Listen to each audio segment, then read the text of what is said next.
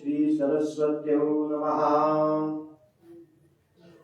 जगदुत्पत्तिकर्त्रे च स्थितिसंहार हेतवे भवपाश विमुक्ताय दत्तात्रेय नमोस्तुते। दत्तात्रेय नमोस्तुते। ज्ञानदेव नमिता जासी गुरुहस्त ठेवला माझी देही सकळा सदवृत्ती सकळ पाशातून निवृत्ती सवचरणी घ्यावे आता गुरुदेव निवृत्तीनाथा। शंकरं शंकराचार्यं केशवं बादरायणं सूत्रभाष्य कृतौ वंदे भगवन्तौ पुनः पुनः। गंगा गोदावरी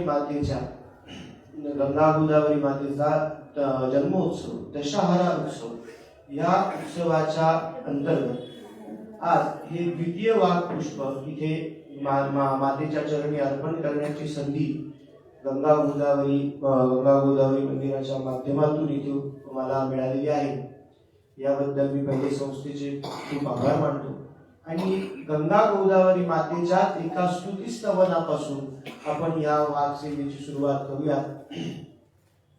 जशी ज्योत्स्ना नाशी ती निरमात्र स्मरणची, जशी ज्योत्स्ना नाशी ती निरमात्र स्मरणची, महातंद्रानाशी अकृत सुकृतांच्या हिमनीची, अशी ही तव मूर्ती सकळ अमराज्य रुचे। हरो सारी पापे त्रिविध मम संताप रुधिसे।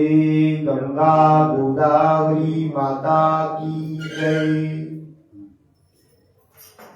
आजचा जो या वाक्पुष्पाचा विषय आहे, जी सेवा मातेच्या चरणी अर्पण करायची आहे, हा विषय आपण नेहमी म्हणत असलेल्या एका श्लोकाची अर्धपंक्ती आहे। आपण अगदी नेहमी म्हणतो गुरुर् ब्रह्मा गुरुर्विष्णू गुरुर्देवो महेश्वरः गुरु साक्षात परब्रह्म तस्मै श्री गुरुवे नमः। सद्गुरुनाथ महाराज की जय।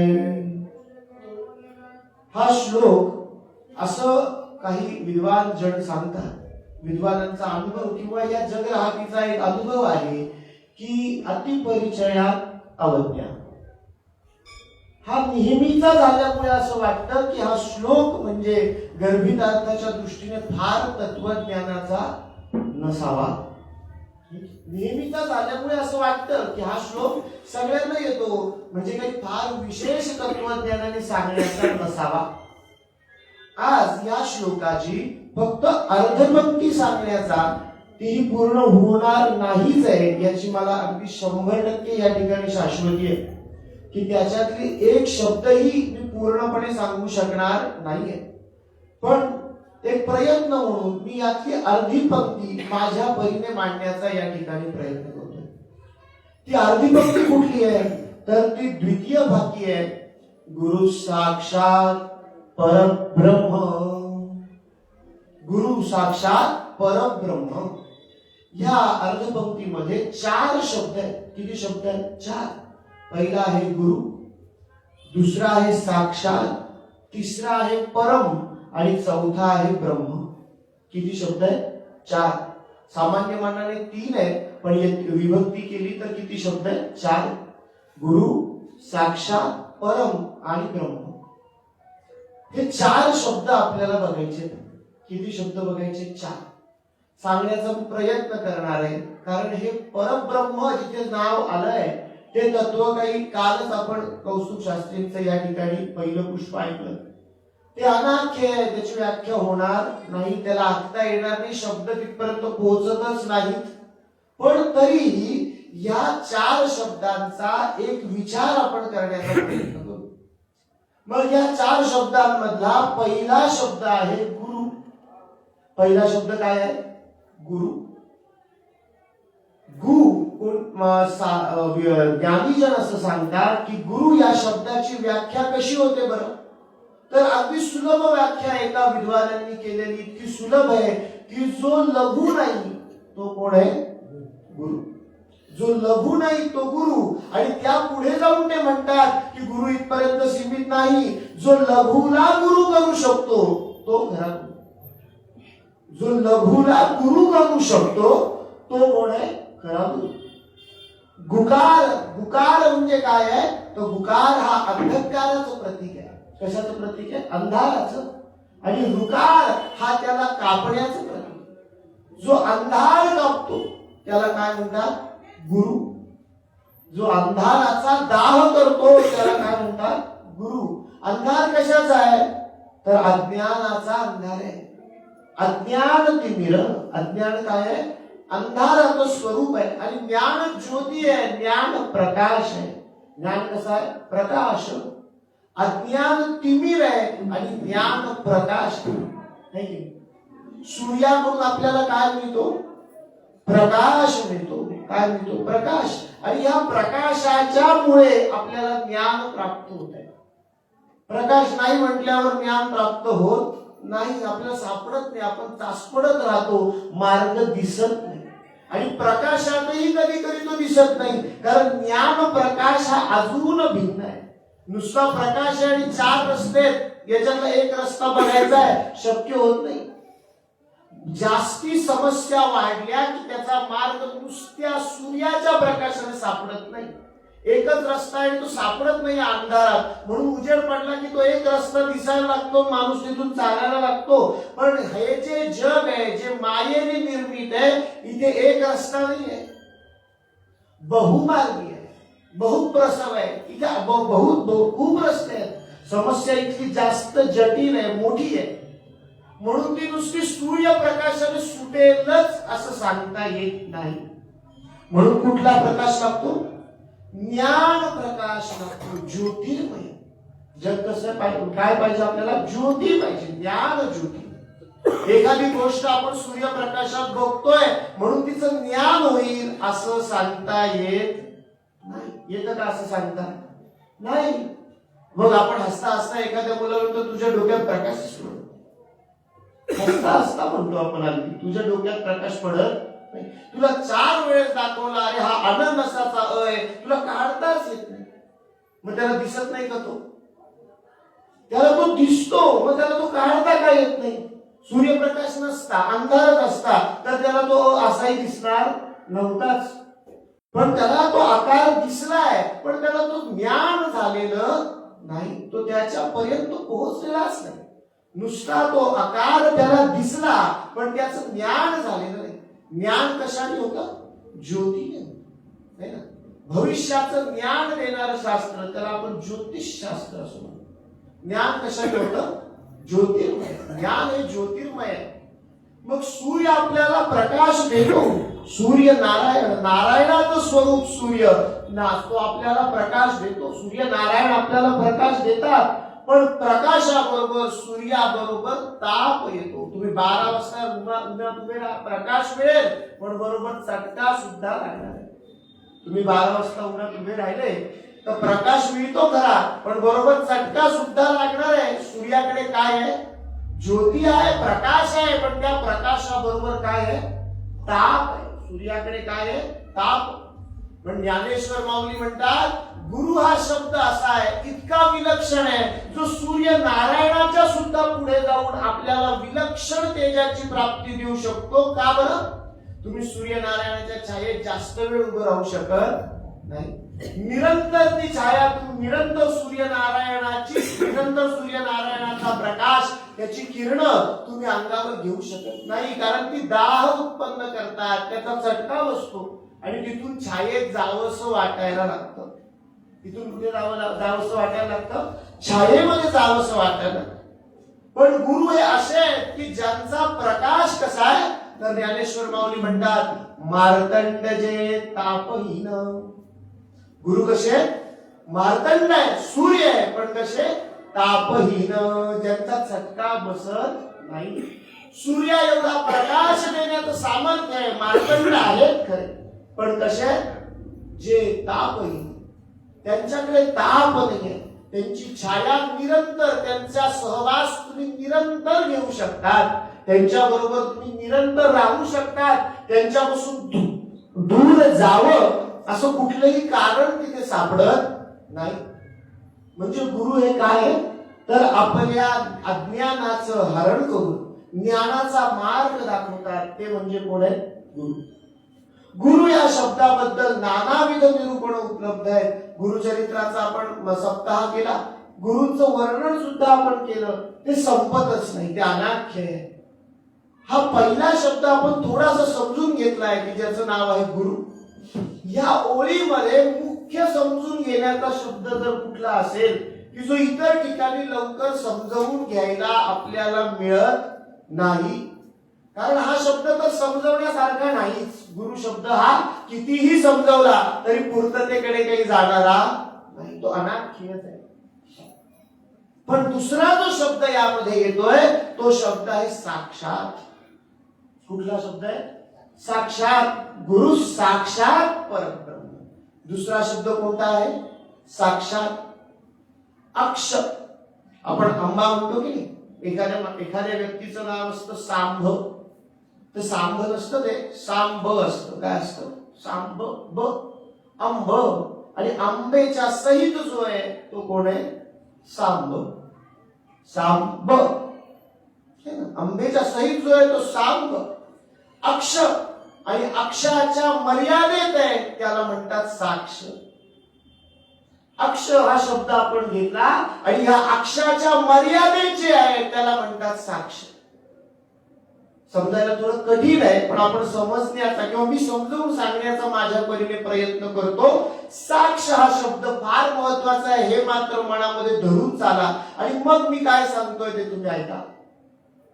एखादा मनुष्य आहे, त्याला कोर्टामध्ये उभं केलं आणि त्याला का म्हणून उभं केलंय, साक्षीदार म्हणून उभं केलंय. क्या साक्ष देणार आहे, काय देणार आहे, हा साक्ष. काही जण म्हणतात अक्ष हा शब्द डोळा या अर्थाने आलेला आहे. कुठल्या अर्थाने आलाय, डोळा. अक्ष डोळा या अर्थाने आलेला आहे. तर कावळ्याबद्दल काही जण एक अक्ष असं म्हणतात, नाही ना.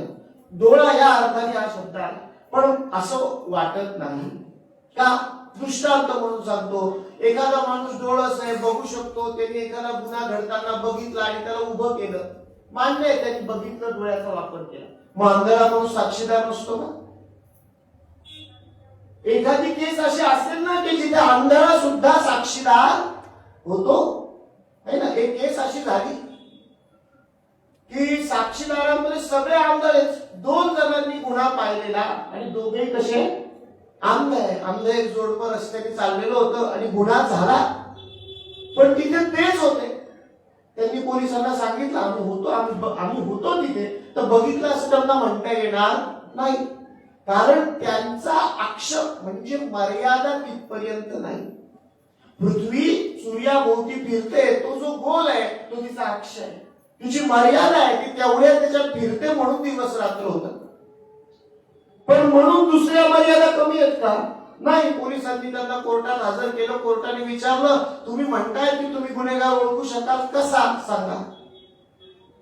तर त्याच्यातल्या स्त्रीने सांगितलं की मी त्याच्या अंगाचा वास मला लक्षात आहे. माझ्या शेजारून गेला, माझं तोंड धरून ठेवलं होतं, कोणाला बोलू नको म्हणून धमकावून गेला तो गुन्हेगार, त्याच्या अंगाचा वास मला लक्षात आहे. मी त्याच्या पाठीला हात लावला होता तर तिथे गोल होता मागच्या बाजूला, जाताना झटापटीत त्याच्या पाठीला माझा हात लागला, तर त्याच्या पाठीला मागे गोल होता, जास्त गोल आलेला होता, पुळी होती मोठी. त्या पुरुषाने सांगितलं की त्याचा आवाज माझ्या लक्षात आहे. मग पोलिसांनी 5 संशयित धरून आणले आणि विचारलं बघा याच्या पाठीला कोणाच्या गोळा आहे, सापडलाय त्याच्या. वास ओळखला त्यांनी, जो ज्याच्या पाठीला सापडला त्याला जवळ आणलं, 4 जणांना बोलायला लावलं. तिने बरोबर त्याच माणसाकडे हात दाखवला, 4 जणांना बोलायला लावलं, त्या माणसाने त्याच माणसाकडे हात दाखवला ज्याच्या पाठीवर गोळा होता. त्याने आवाज ओळखला. अजून 4 जणांना वेगळे आणलं, तिच्या जवळून नेलं, तिने बरोबर त्याच माणसाला थांबवलं ज्याचा वास तिने ओळखलेला होता. म्हणजे एक मर्यादा कमी आहे तिच्याकडे म्हणून काही बिघडलं नाही, तिच्याकडे बाकीच्या मर्यादा जास्त आहे. आपल्याला पहिले 2 डायमेन्शन अशी एक इमेज असायची, म्हणजे द्विअक्षीय. 2 डायमेन्शन म्हणजे कशी? द्विअक्षीय, एक्स आणि वाय. याच्यामध्ये मर्यादा कुठपर्यंत आहे? लांबी आणि रुंदी कळेपर्यंत. यात खोली कळत नाही. त्याच्यात झेड आला की खोली कळते. मग त्याला आपण 3D म्हणतो. त्याला आपण काय म्हणतो? 3D. 3 डायमेन्शन्स, एक्स वाय आणि झेड, त्रिअक्षीय प्रतिमा, 3D इमेज. अक्ष या शब्दाचा अर्थ समजून घेताना आपण बघतोय, अक्ष म्हणजे इंद्रियांची गमन, इंद्रियांची शक्ती, की जिथपर्यंत ते प्रत्यक्षता अनुभवू शकतात. म्हणून ही साक्ष खरी ठरली की नाही, की तिच्या वासाची शक्ती ती प्रत्यक्षता अनुभवण्यापर्यंत होती. स्पर्शाची शक्ती होती, मग दिसत नसलं म्हणून साक्षीदार झाली नाही का? ती झाली, ती साक्षीदार झाली. साक्ष हा शब्द आपण समजून घेतोय. साक्ष म्हणजे इंद्रियांची पोहोचण्याची क्षमता, आणि जो त्या इंद्रियांच्या पोहोचण्याच्या क्षमतेत जो विषय बसतो त्याला आपण साक्षात असं म्हणतो. इंद्रियांच्या पोहोचण्याच्या क्षमतेत आपल्या जो विषय बसतो त्याचं वर्णन आपण साक्षात असं करतो. आणि इंद्रियांच्या पोहोचण्याच्या क्षमतेने बघितलेला विषय ज्यांनी अनुभव कथन करण्यासाठी सांगितला त्याला आपण साक्षीदार असं म्हणतो. त्याला आपण काय म्हणतो? साक्षीदार असं म्हणतो. गुरु साक्षात परब्रह्म. कारण ब्रह्माचं स्वरूप हे अगोचर आहे, माझ्या इंद्रियांच्या क्षमतेच्या बाहेरच आहे. माझी जी अक्षीय प्रतिमा एखादी मी तयार करू शकतो, तिच्यामध्ये ब्रह्माचं ज्ञान येत नाही. तिच्यामध्ये ब्रह्माचं ज्ञान येत नाही, बसत नाही. ते तिच्यामध्ये असतं इथेच, पण मला ज्ञान येत नाही, है ना. ह्याच मागचा जो दृष्टांत आपण बघितला साक्षीदारांचा, समजा त्याच्यात विचार करा की तो माणूस जवळच आला नसता, त्यांच्या जवळ आला नसता, आवाज ऐकला नसता, वास कळाला नसता, स्पर्श लागला नसता, तो होऊन जाऊन सुद्धा त्यांनी सांगितलं असतं आम्हाला माहिती नाही, अगोचर, आम्हाला पोहोचताच आलं नाही. मग ते साक्षीदार झाले नसते, कारण त्यांच्या इंद्रिय गमनापर्यंत काही आलंच नाही. जर ते त्यांच्या अक्षात आलं नाही तर त्यांना ते साक्षात असं कसं होऊ शकेल? आणि जर ते त्यांना साक्षात भासलेलं नाही तर ते साक्षीदार होऊ शकत नाही. ते होणार नाही. त्या विषयाचे साक्षीदार होतील का? नाही होऊ शकणार त्या विषयाचे ते साक्षीदार. अक्ष म्हणजे आपल्या इंद्रियांची मर्यादा, आणि त्या इंद्रियांच्या मर्यादेची जो विषय आपण समजवून घेतो त्याला आपण साक्ष असं म्हणतो. त्याची जी माहिती आपण देतो त्याला साक्ष म्हणतो, आणि जो विषय आपल्याला दिसतो तेव्हा आपण साक्षात असं म्हणतो. आणि हा अगोचर विषय दैवी भाषेमध्ये म्हणायचं झालं तर समर्थांना काय झालाय? रामचंद्रांचा साक्षात्कार झालाय. रामचंद्र जिवंत आहेत का? नाही, अवतार समाप्ती झालेली आहे त्यांची. म्हणजे प्रत्यक्ष मानवी स्वरूपात ते काही जिवंत नाही. जो मानवी स्वरूप मला गोचर आहे, माझ्या इंद्रियांनी जिथपर्यंत पोहोचता येतं त्या स्वरूपात ते जिवंत नाही. पण समर्थांना काय झालंय? साक्षात्कार झालाय. कारण समर्थांच्या जशी त्या स्त्रीच्या इंद्रियांची क्षमता वाढली आणि तिला त्या माणसाला इतरांना येत नव्हता तो वास ओळखून लक्षात ठेवता आला, तसं समर्थ येते. त्यांच्या इंद्रियांची क्षमता त्या सेवेने वाढली आहे, आणि म्हणून त्यांना जे मला गोचर आहे ते स्वरूप दिसतं. म्हणून सत्पुरुषांना आपण साक्षात्कारी म्हणतो. सत्पुरुषांना आपण काय म्हणतो? साक्षात्कारी म्हणतो. त्यांना ते साक्षात स्वरूपाची प्राप्ती झाली आहे. पण सामान्य जनांना हे शक्य नाही होऊ शकत. इंद्रियांची एवढी क्षमता वाढवणं शक्य नाही. मी आता तुमच्याशी बोलतोय, बघतोय, माझ्या डोळ्याला एक चष्मा आहे. हा चष्मा मी काढला की मला इथे किती माणसं आहे मोजता येत नाही.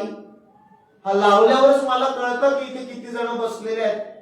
कारण माझ्या इंद्रियाची दृश्य बघण्याच्या शक्तीमध्ये मर्यादा आहे. मग मला ते साक्ष मिळत नाही, मला दिसत नाही. मला उद्या कोर्टात हजर केलं, मी कोर्टाला सांगितलं माझ्या डोळ्याला चष्माच नव्हता, ते मला साक्षीदार म्हणून धरणारच नाही. कोर्टाने एखाद्या ठिकाणी काहीतरी घडलं आणि मला कोर्टात घेऊन गेले, आणि मी त्यांना पहिल्याच ओळीत सांगितलं मी सगळं सांगतो पण माझ्या डोळ्याला चष्मा नव्हता. ते म्हणजे तुला दिसतं का चष्मा काढलेला? म्हणजे नाही. मग तुझी काय तुझा काय उपयोग आहे? तुझा काही उपयोग नाही म्हणतील. तू होता तिथे जाऊ दे पण तू सांगू शकशील ना कोणत्या रंगाचे कपडे होते? दिसलंच नाही का? माझ्या साक्ष माझ्या अक्षापर्यंत माझ्या इंद्रिय मर्यादेत ते नाही बसत आहे. आणि मग कृत्रिमरित्या मी ह्या सगळ्या ही जी बाधा आहे हिला दूर करण्यासाठी वापरलेला एक भाग, याचं नाव आहे चष्मा. ही बाधा दूर करण्यासाठी मी एक कृत्रिम भाग वापरला, एक डिव्हाइस वापरलं, एक टूल वापरलं, त्याला म्हणतात चष्मा. अहो नुसत्या काचेच्या तुकड्याचा एक आकार बदलला तर माझी दृष्टी नीट होते. नुसत्या काचेच्या तुकड्याचा भौतिकाचा विषय चाललाय. भौतिकातल्या एखाद्या काचेच्या तुकड्याचा व्यवस्थित फक्त आकार केला, मला गरजेचा तसा केला आणि माझ्या दृष्टीवर लावला तर मी साक्षीदार होतो. अहो मग रामचंद्राच्या सेवेचा एवढा मोठा जर अभ्यास डोळ्यावर लावला असेल तर रामचंद्राचं दर्शन न व्हायला काय हरकत आहे? निश्चित समर्थांना रामचंद्राचं दर्शन होऊ शकतं, निश्चित होऊ शकतं आणि ते साक्षात्कारी होऊ शकतात. कोण होऊ शकतात? साक्षात्कारी होऊ शकतात.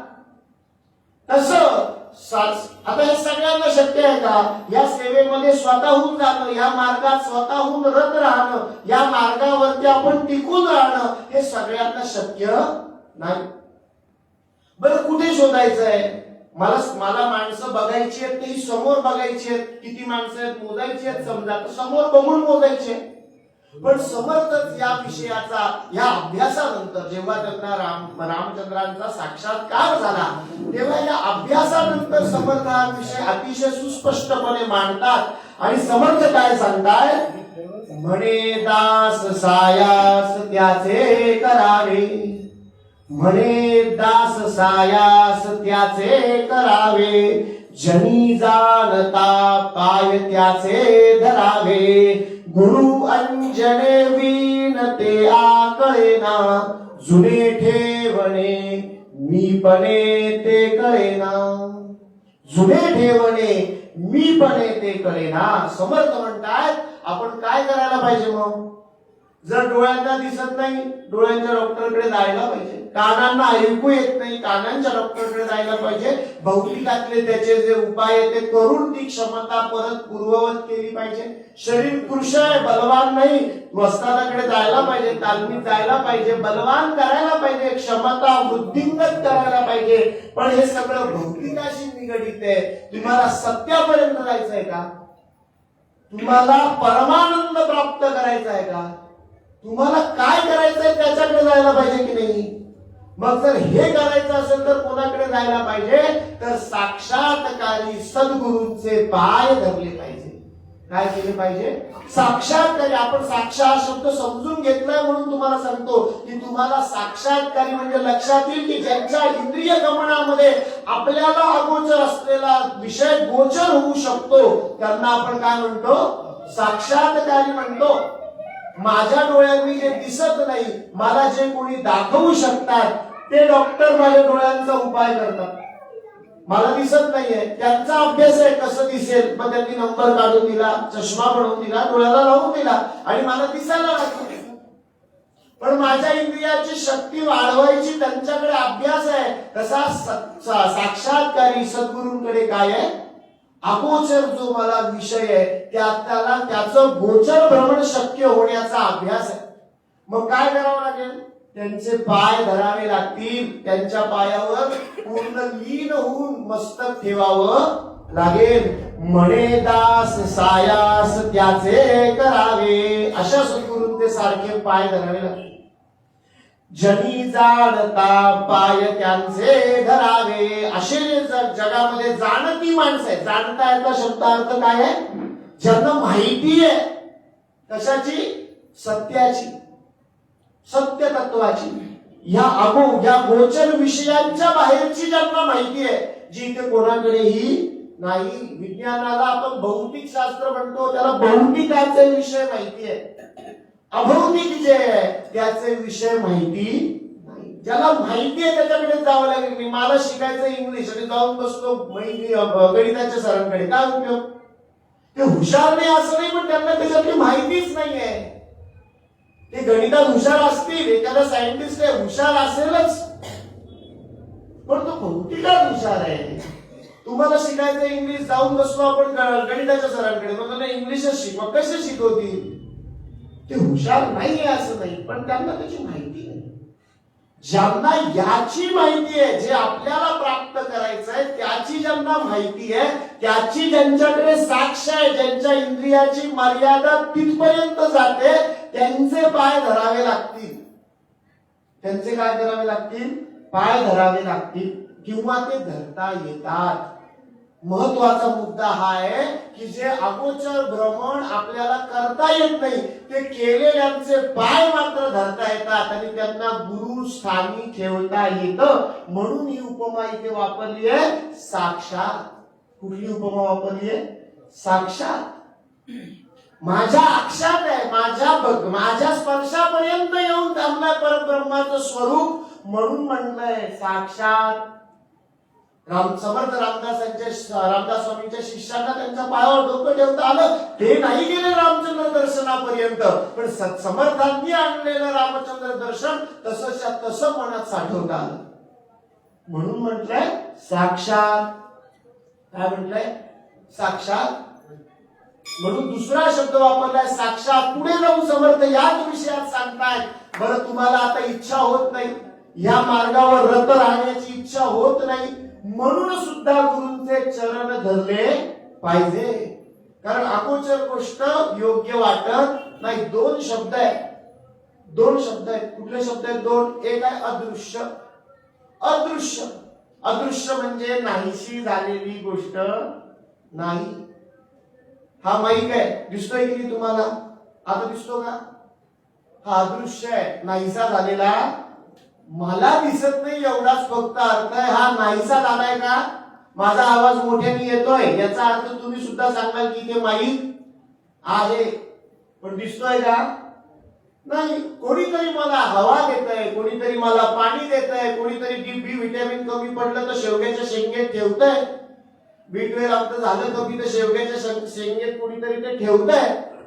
माझा आवाज येतोय म्हणजे माहित आहे माझ्या क्षमतेच्या बाहेर अजून वाढवून आवाज तुम्हाला येतोय म्हणजे इथे माहित आहे. हे माझ्या क्षमतेचा हा विषय नाही. हा या मी माहितची क्षमता आहे म्हणजे तो इथे आहे की. रात्री झोपल्यावर सकाळी मी उठतोय हा माझ्या क्षमतेचा विषय नाही. मला माहितीये का मी काय करतो झोपेतून उठायला? मी नाही करत काही.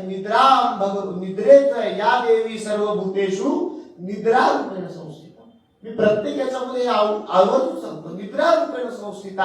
अहो या छोट्या छोट्या गोष्टींमध्ये सुद्धा आपण अनुभवाने सांगू शकतो की एखादं तत्व असं आहे की जे माझ्या क्षमतेच्या बाहेरच आहे. ते असतं पण मला समजत नाही, मला दिसत नाही. छोट्या छोट्या अनुभवांवरून आपण सांगू शकतो है की. मग तशा प्रकारे समर्थ म्हणतात हे कसं दिसेल? मी पहिल्यांदा पण दृष्टांत सांगितला. डोळ्याला चष्मा लावला की चांगलं स्पष्ट दिसेल. तसं डोळ्यात कचरा गेला, समजा आपल्या डोळ्यात कचरा गेला तरी सुद्धा डोळ्यात चोरताना पुढचं दिसत नाही आपल्याला. आणि त्याच्यात चार माणसं निघून गेली की माहिती आपण म्हणतो माहिती नाही होती की दिसले नाही, माझ्या डोळ्यात कचरा गेला. मग कचरा काढायला काय करावं लागतं? तर जुन्या पद्धतीनुसार कचरा काढायला डोळ्यामध्ये अंजन घालावं लागतं. काय घालावं लागतं? अंजन, काजळ घालावं लागतं. अंजन चुरचुरतं थोड्या वेळ, त्रास होतो डोळ्याला, पण त्याच्यानंतर दृष्टी मात्र कशी होते? स्वच्छ. त्याच्यात सगळा कचरा निघून जातो. या मायेचा जो कचरा डोळ्यावर आलेला आहे ना, हा निघाल्याशिवाय तत्व दिसत नाही. म्हणून समर्थ म्हणताय म्हणे दास सायास त्याचे करावे, जनी जाणता पाय त्याचे धरावे. गुरु अंजने वीन तो आकळेना, जुने ठेवणे मी बने ते कळेना. ही मी नावाची माया आहे. हा जो अहम आहे माझ्या मनामध्ये, मी हे करतो, मी ते करतो, मी अमुक करतो, मी तमुक करतो. काय सांगायचं तुम्हाला? अगदी तुम्हाला सांगतो, तुम्हाला फोन केला होता हे वाक्य पुरेसं नसतं का? एखाद्याशी आपण फोनवर बोलतोय, अहो तुम्हाला फोन केला होता. नाही, फोन केला होता हे वाक्य अगदी सामान्य स्वरात मनुष्य सांगतो, पण मी केला होता हे मात्र. अहो मी तुम्हाला फोन केला होता, याच्यात फोन केला हे महत्वाचं नाहीये, मी केलाय हे महत्वाचं आहे. म्हणजे मी कोण आहे माहिती की नाही तुम्हाला? मी केलाय फोन, उचलला कसा नाही? फोन केला उचलला नाही ही गोष्ट खरी, पण मी केलाय उचलला नाही इथे मात्र काय दिसतो? मी दिसतो. नाही तर नुसतं फोन केला होता उचलला नाही एवढं वाक्य चालू शकतं, पण त्याच्यात मी जास्तीचा येतो. मी केला होता उचलला कसा नाही येतो की नाही? जास्तीचा येतो. हा सहज बोलता बोलता येतो प्रत्येक गोष्टीमध्ये, आहे की नाही? अहो एखाद दिवशी चुकून माकून आम्ही जेव्हा स्वयंपाक करायला बसलो की 4 जणांना आज मी केलाय. एखाद दिवशी स्वयंपाक केला चुकून 4 वेळेस सांगतो, सगळे आले लोक घरात की कसा वाटला लाडू? मी केलाय. कसा वाटला? मी केलाय. 4 जणांना आपलं. हा मी फार कठीण आहे आणि हा मी हीच माया आहे. हा अहम हीच काय आहे? माया आहे. आणि हा मी सद्गुरुनाथ गुरुचरित्रामध्ये सांगतात, त्यांनी दृष्टांत दिला की अरे या प्रयोजनाच्या विधीमध्ये हे सगळं जे काही संपतंय, जेवण चाललंय, हे तू देत नाही, माझ्या नावाने कर.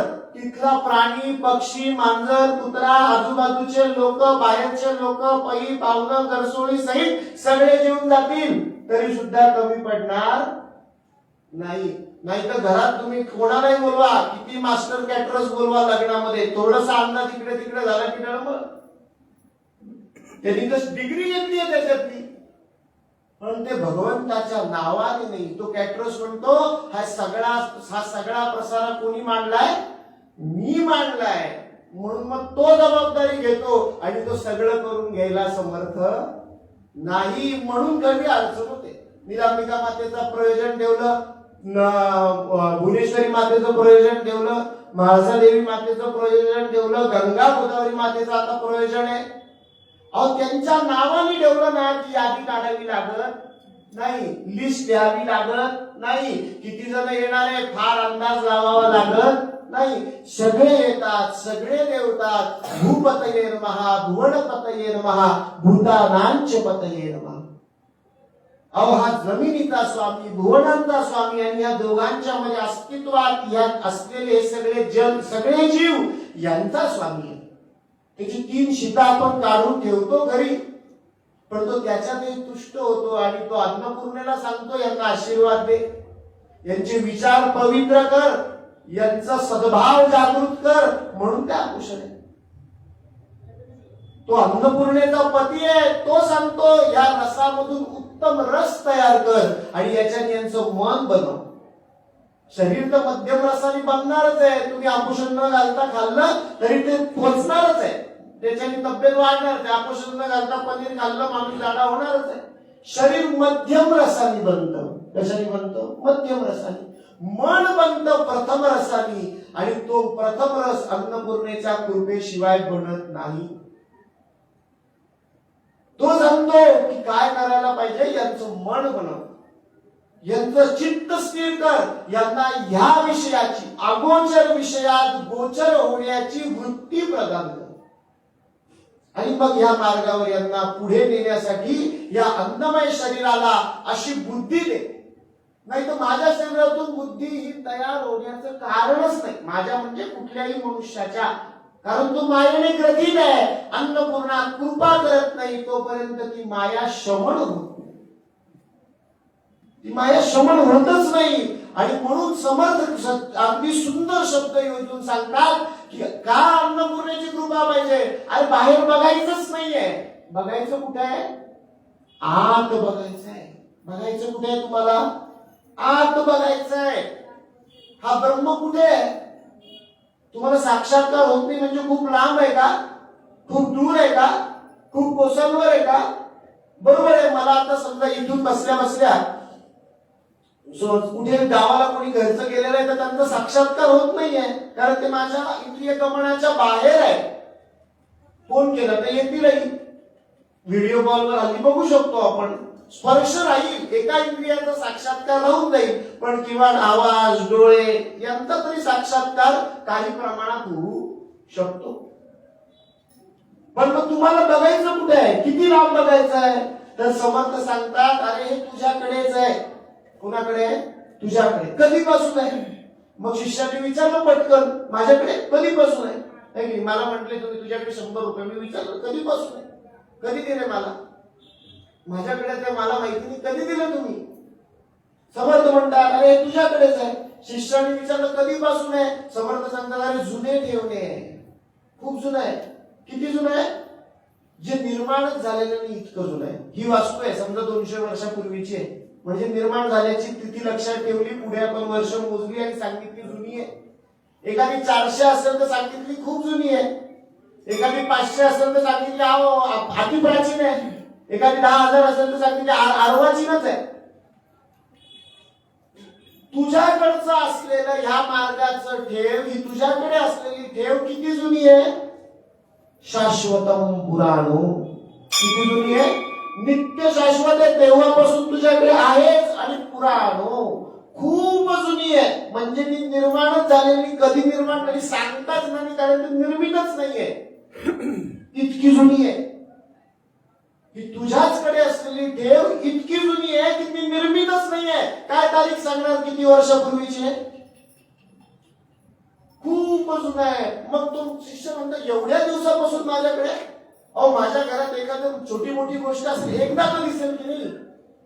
एवढ्या वर्षापासून जर माझ्या घरात आहे, एकदा तर दिसली असती की नाही, का आहे बा माझ्या घरामध्ये, एकदा तर दिसली असती. शोध घेतल्यावर तर दिसली असती. अहो मी खूप शोध घेतला. समर्थ म्हणतात, हे तू जे म्हटला ना मी शोध घेतला म्हणूनच नाही दिसत. समर्थ म्हणतात, तुला दिसत का नाही? अहो मी खूप शोध घेतला, इथेच खरी अडचण आहे. हे जे तू म्हटला ना की मी शोध घेतला म्हणूनच ती दिसत नाहीये. हा परत जो मी येतोय ना, हा मीच ती वस्तू उचलून घेऊन जातो, तुला दिसू देत नाही. किती ठेव किती जुनी आहे? खूप जुनी आहे. अजो नित्य शाश्वतोयम पुराणो. हा जो परमात्म्याचा अंश तुझ्याकडे आहे ना, तो खूप जुना आहे, नित्य शाश्वत आहे, अनादी कालापासून आहे. कुठपासून आहे कोणाला सांगता येत नाही. तो तेव्हापासून आहे, तुझ्याकडेच आहे, पण तुला समजत नाही, कारण हा मी तू धरून बसलाय. ही माया, हा मी, हे तुला ते बघू देत नाही. तुझी दृष्टी स्वच्छ होत नाही ते बघण्यासाठी. मग हा मी जर लपवतो तर हा मी म्हणजे कोण पाहिजे? तर सद्गुरु त्या प्रयोजनाच्या अध्यायामध्ये गुरुचरित्रात सांगतात की हा मी म्हणजे तू नाहीये, तर हा मी म्हणजे मी आहे. थोडं अवघड झालं, पण हा मी म्हणजे तू नाहीये, हा मी म्हणजे मी आहे. सद्गुरु म्हणतात, अरे हा मी म्हणजे मी आहे, हा तू नाही आहे. तू माझ्या नावाने कर दिसायला लागतं की नाही बघ. तू माझ्या सेवेचं अंजन घाल तुझ्या डोळ्यांमध्ये, हा सगळा कचरा निघून जाईल आणि सगळं सुस्पष्ट दिसायला लागेल. हा सगळा मायेचा कचरा दूर होईल आणि तुला दिसायला लागेल की हा मी म्हणजे मी आहे. सद्गुरुनाथ आहे. मी म्हणजे कोण आहे? तर तू नाही आहे, हा मी म्हणजे मी, स्वतः मी आहे. भगवंत अर्जुनाला हेच सांगतात की हा मी कोण आहे? अरे मी आहे, हा विश्वरूप दर्शन दाखवणारा मी आहे. त्रिविक्रम भारती मुनींना सुद्धा सद्गुरूंनी विश्वरूप दर्शन दाखवलं. भगवंताची सुद्धा उपमा कृष्णम वंदे जगद्गुरु अशी. का? कृष्ण तर सारथी आहे युद्धामध्ये. जगद्गुरु कसं काय? अहो जो सत्याचं ज्ञान सांगतो तो सद्गुरु. म्हणून त्यांना गुरु ही उपमा देता येते. अभ्यास शिकवणारे अभ्यासक असू शकतात, ते अभ्यास शिकवू शकतात, पण हा अभ्यास म्हणजे सत्य आहे का? तर असं होत नाही, आहे की नाही? पहिले सांगितले, जेव्हा पहिल्यांदा समजा एखाद्या लाईटचा शोध लागला असेल आणि पहिल्यांदा अभ्यास करताना अभ्यासकांनी शिकवलं असेल की ट्यूबलाईट ही आडवीच असते. आपल्या इथे वरती ट्यूबलाईट आहे, तेव्हा जेव्हा ट्यूबलाईटचा शोध असेल ट्यूबलाईट आडवीच असते. आता गोल गोल पण आली की नाही? म्हणजे ते काही सत्य आहे असं नाही, त्याच्यात बदल होऊ शकतो, बदल होतोच काळानुरूप. ती माहिती आहे, ते ज्ञान नाही. Information can change but knowledge never change. माहिती बदलू शकते, पण जे बदलत नाही त्यालाच ज्ञान म्हणतात. आणि ज्ञानाकडे जो नेतो त्याला म्हणतात गुरु. जो ज्ञानाकडे नेतो त्याला म्हणतात गुरु. आणि अर्जुनाला भगवंत ज्ञानाकडे नेत आहेत, म्हणून गीतेमध्ये म्हटलंय कृष्णम वंदे जगद्गुरु. कृष्णम वंदे जगद्गुरु. मग तशा प्रकारे समर्थ सांगतायत, गुरु वंजने विन ते आकळे ना, जुने ठेवणे मी पण ते कळे ना. अरे तुझ्याकडे जुनं ठेवणं ठेवलेलं आहे, हा मी आहे म्हणून ते कळत नाही. हा मी आहे तुझ्याकडे म्हणून हे कळत नाही. आणि हे वाक्य काल सुद्धा कौस्तुभ शास्त्रीने सांगितलं की हे बोलण्याचं, हे करण्याचं, याच्यावरती चिंतन करण्याचं किंवा ऐकायला बसण्याचं, ही सगळी कृपा भगवंताची.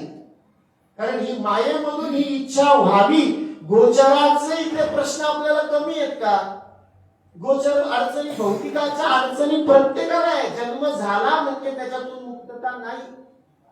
भौतिकाच्या अडचणी प्रत्येकाला आहे, पण भौतिकाच्या अडचणींमधून अभौतिकाचं ज्ञान प्राप्त करण्याची इच्छा म्हणजे खूप कठीण कार्यक्रम आहे. आणि हा आपोआप होत नाही. म्हणून नामदेव महाराज म्हणतात, जन्मोजन्मी आम्ही बहुपुण्य केले, तेव्हा या विठ्ठले कृपा केली. जन्मोनी संसारी झालो तयाचा दास, माझा तो विश्वास पांडुरंगी. हे कुठल्या तरी जन्मोजन्मीच्या सुकृताचं फळ आहे की इथल्या चिंतांमधून, कष्टांमधून, दुःखामधून, त्रासामधून, राग, रोग, मोह, माया, मत्सर आणि रोगामधून आम्ही बसावं आणि ब्रह्माचं चिंतन करावं. या सगळ्यामधून बसावं आणि ब्रह्माचं चिंतन, त्याचं स्वरूप सुस्पष्ट करणं, ही तर आपली मतीच नाही, माझ्या इंद्रियांची ती गतीच नाही. पण त्याचं चिंतन सुरू व्हावं, ही सुद्धा या भगवतीची, गोदावरी मातेची किंवा या संपूर्ण चराचरातल्या सत्वाची आणि बहुजन्माच्या पुण्याचं फळ आहे. एखाद्या सिनेमाची स्टोरी ऐकायला कोणी बसेल, पण ब्रह्मतत्व ऐकायला बसावं आणि ते सांगायची संधी मिळावी, ही सुद्धा या त्र्यंबक राजाची कृपा आहे. या सद्गुरूंचा आशीर्वाद आहे. या सत्तत्वाचं हे फळ आहे. या चिंतनाची इच्छा, हे काही गरज आहे का? गरज ही शोधायची नाहीये. ब्रह्मतत्वाच्या चिंतनाची काही गरज आहे तरी हा शोध घ्यावा म्हणजे ही किती मोठी गोष्ट आहे. आणि या घेण्याची इच्छा आणि हे ऐकण्याची आपल्याला संधी असावी आणि सांगण्याची संधी मिळावी. भगवतीची याच्यापेक्षा मोठी कुठली कृपा पाहिजे? सद्गुरूंची याच्यापेक्षा मोठी कुठली कृपा पाहिजे?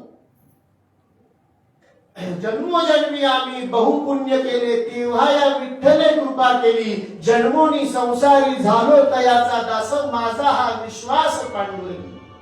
आणि या विश्वासाचे फळ आहे. म्हणून त्यांचे पाय धरावे म्हणजे अशी अगोचराची इच्छा होते. आणि हे पाय त्यांचेच धरता येतात, ब्रह्मापर्यंत आपला अक्ष पोहोचत नाही. म्हणून गुरु कसे? साक्षात आहे. ही सगळी चर्चा कुठल्या शब्दाची करतोय आपण? साक्षात शब्दाची करतोय. म्हणून गुरु कसे आहेत? साक्षात आहे. गुरु साक्षात परब्रह्म. दोन शब्द आपण बघितले. पहिला बघितला गुरु आणि दुसरा बघितला साक्षात. आता तिसरा शब्द आपल्याला बघायचा आहे, तो आहे परम. कुठला शब्द बघायचा आहे? परम. न तद्भासयते सूर्यो न शशांको न पावकः न यद्गत्वा न निवर्तन्ते तद्धाम परमं मम. यद्गत्वा न निवर्तन्ते तद्धाम, आपल्या कामाचा शब्द परमं मम. तद्धाम परमं मम. है की नाही? काहीतरी या शब्दात विशेष आहे की नाही? या मंत्रामध्ये जी योजना आहे, साक्षात परब्रह्म, गुरु ब्रह्म, दोन शब्द लिहिले असते, मध्ये दोन का वाढवले? लिहिले असते की नाही? गुरु ब्रह्म, साक्षात आणि परम त्याच्यात आले, विशेष आहेत, महत्वाचे आहेत म्हणून आले. व्याकरणाचा जर अभ्यास केला तर ज्यांना मात्रा समजत असतील, लघुमात्रा, गुरुमात्रा, हे जर आपल्याला वृत्त, छंद, मात्रा लक्षात येत असतील, तर अहो एखाद्या, मी समजा उद्धव वृत्तामध्ये कविता लिहिली तर त्या वृत्ताच्या ओळीत अर्धमात्रा वाचवता आली तर मला इतका आनंद होतो. 2 शब्द वाया कशाला घालतील लिखाण करताना.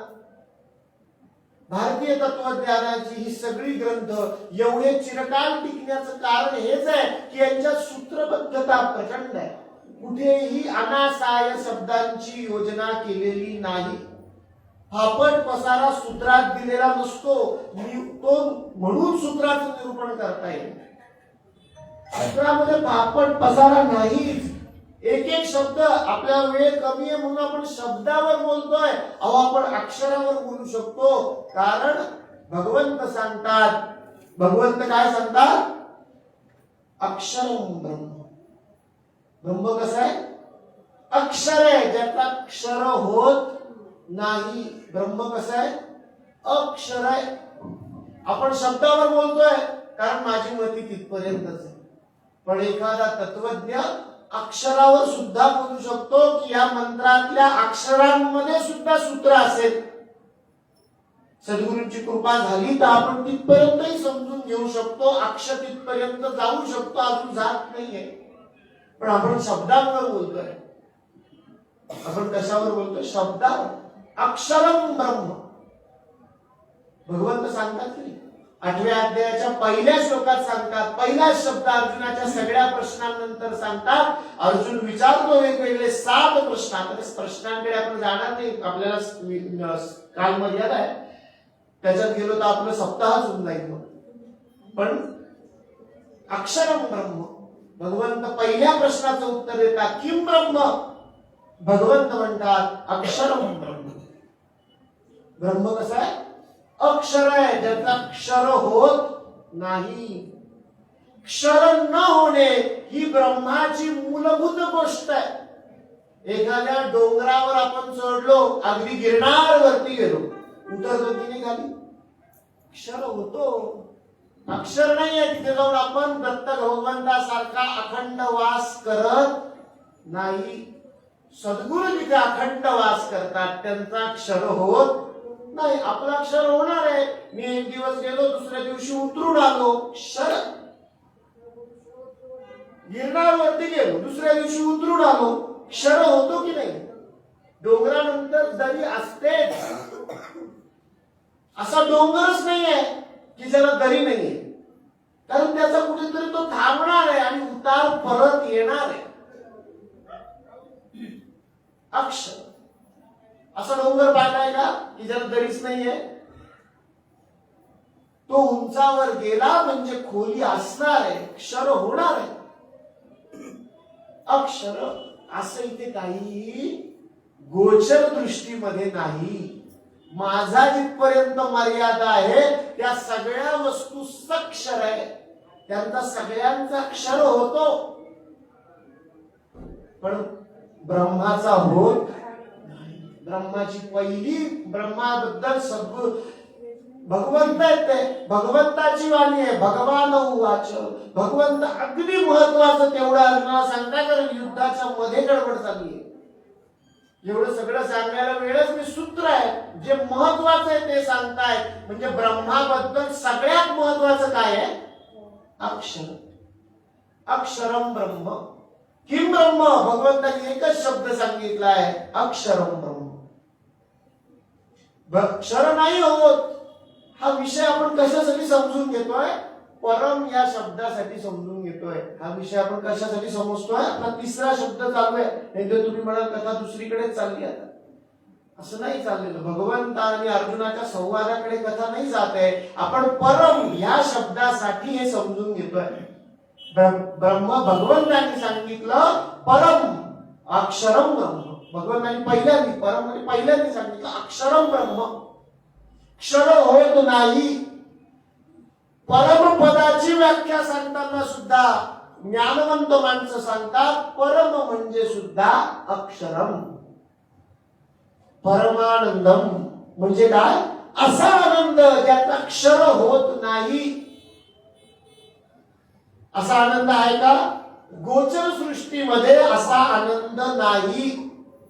गोचर सृष्टीमध्ये जिथपर्यंत आपल्या इंद्रियांची क्षमता जाते, जी माझ्या साक्षतेत आहे, तिथे असा आनंद आहे का?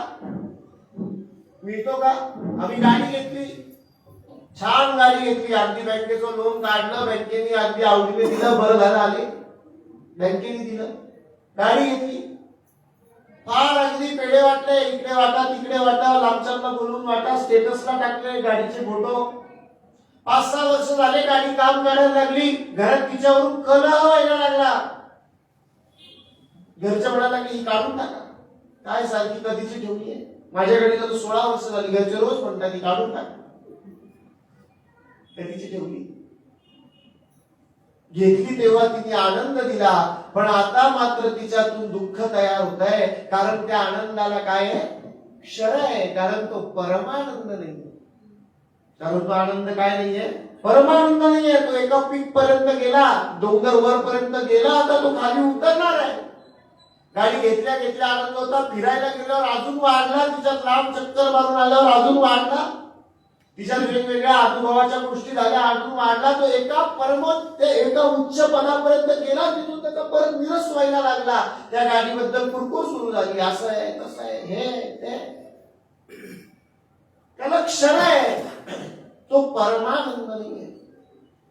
परमानंद याचा अर्थ अक्षर आनंद, की जो आनंद निरंतर आहे, ज्याचा कुठल्याही बाधेने क्षर होत नाही, ज्याचे किती वर्ष झाले तरी तो तसाच आहे, अनादिकाल झाला तरी तो तसाच आहे, आणि याच्या पुढचा अनादिकाल गेला तरी सुद्धा तो तसाच असणार आहे. ह्या आनंदाला आपण काय म्हणतो? परम आनंद.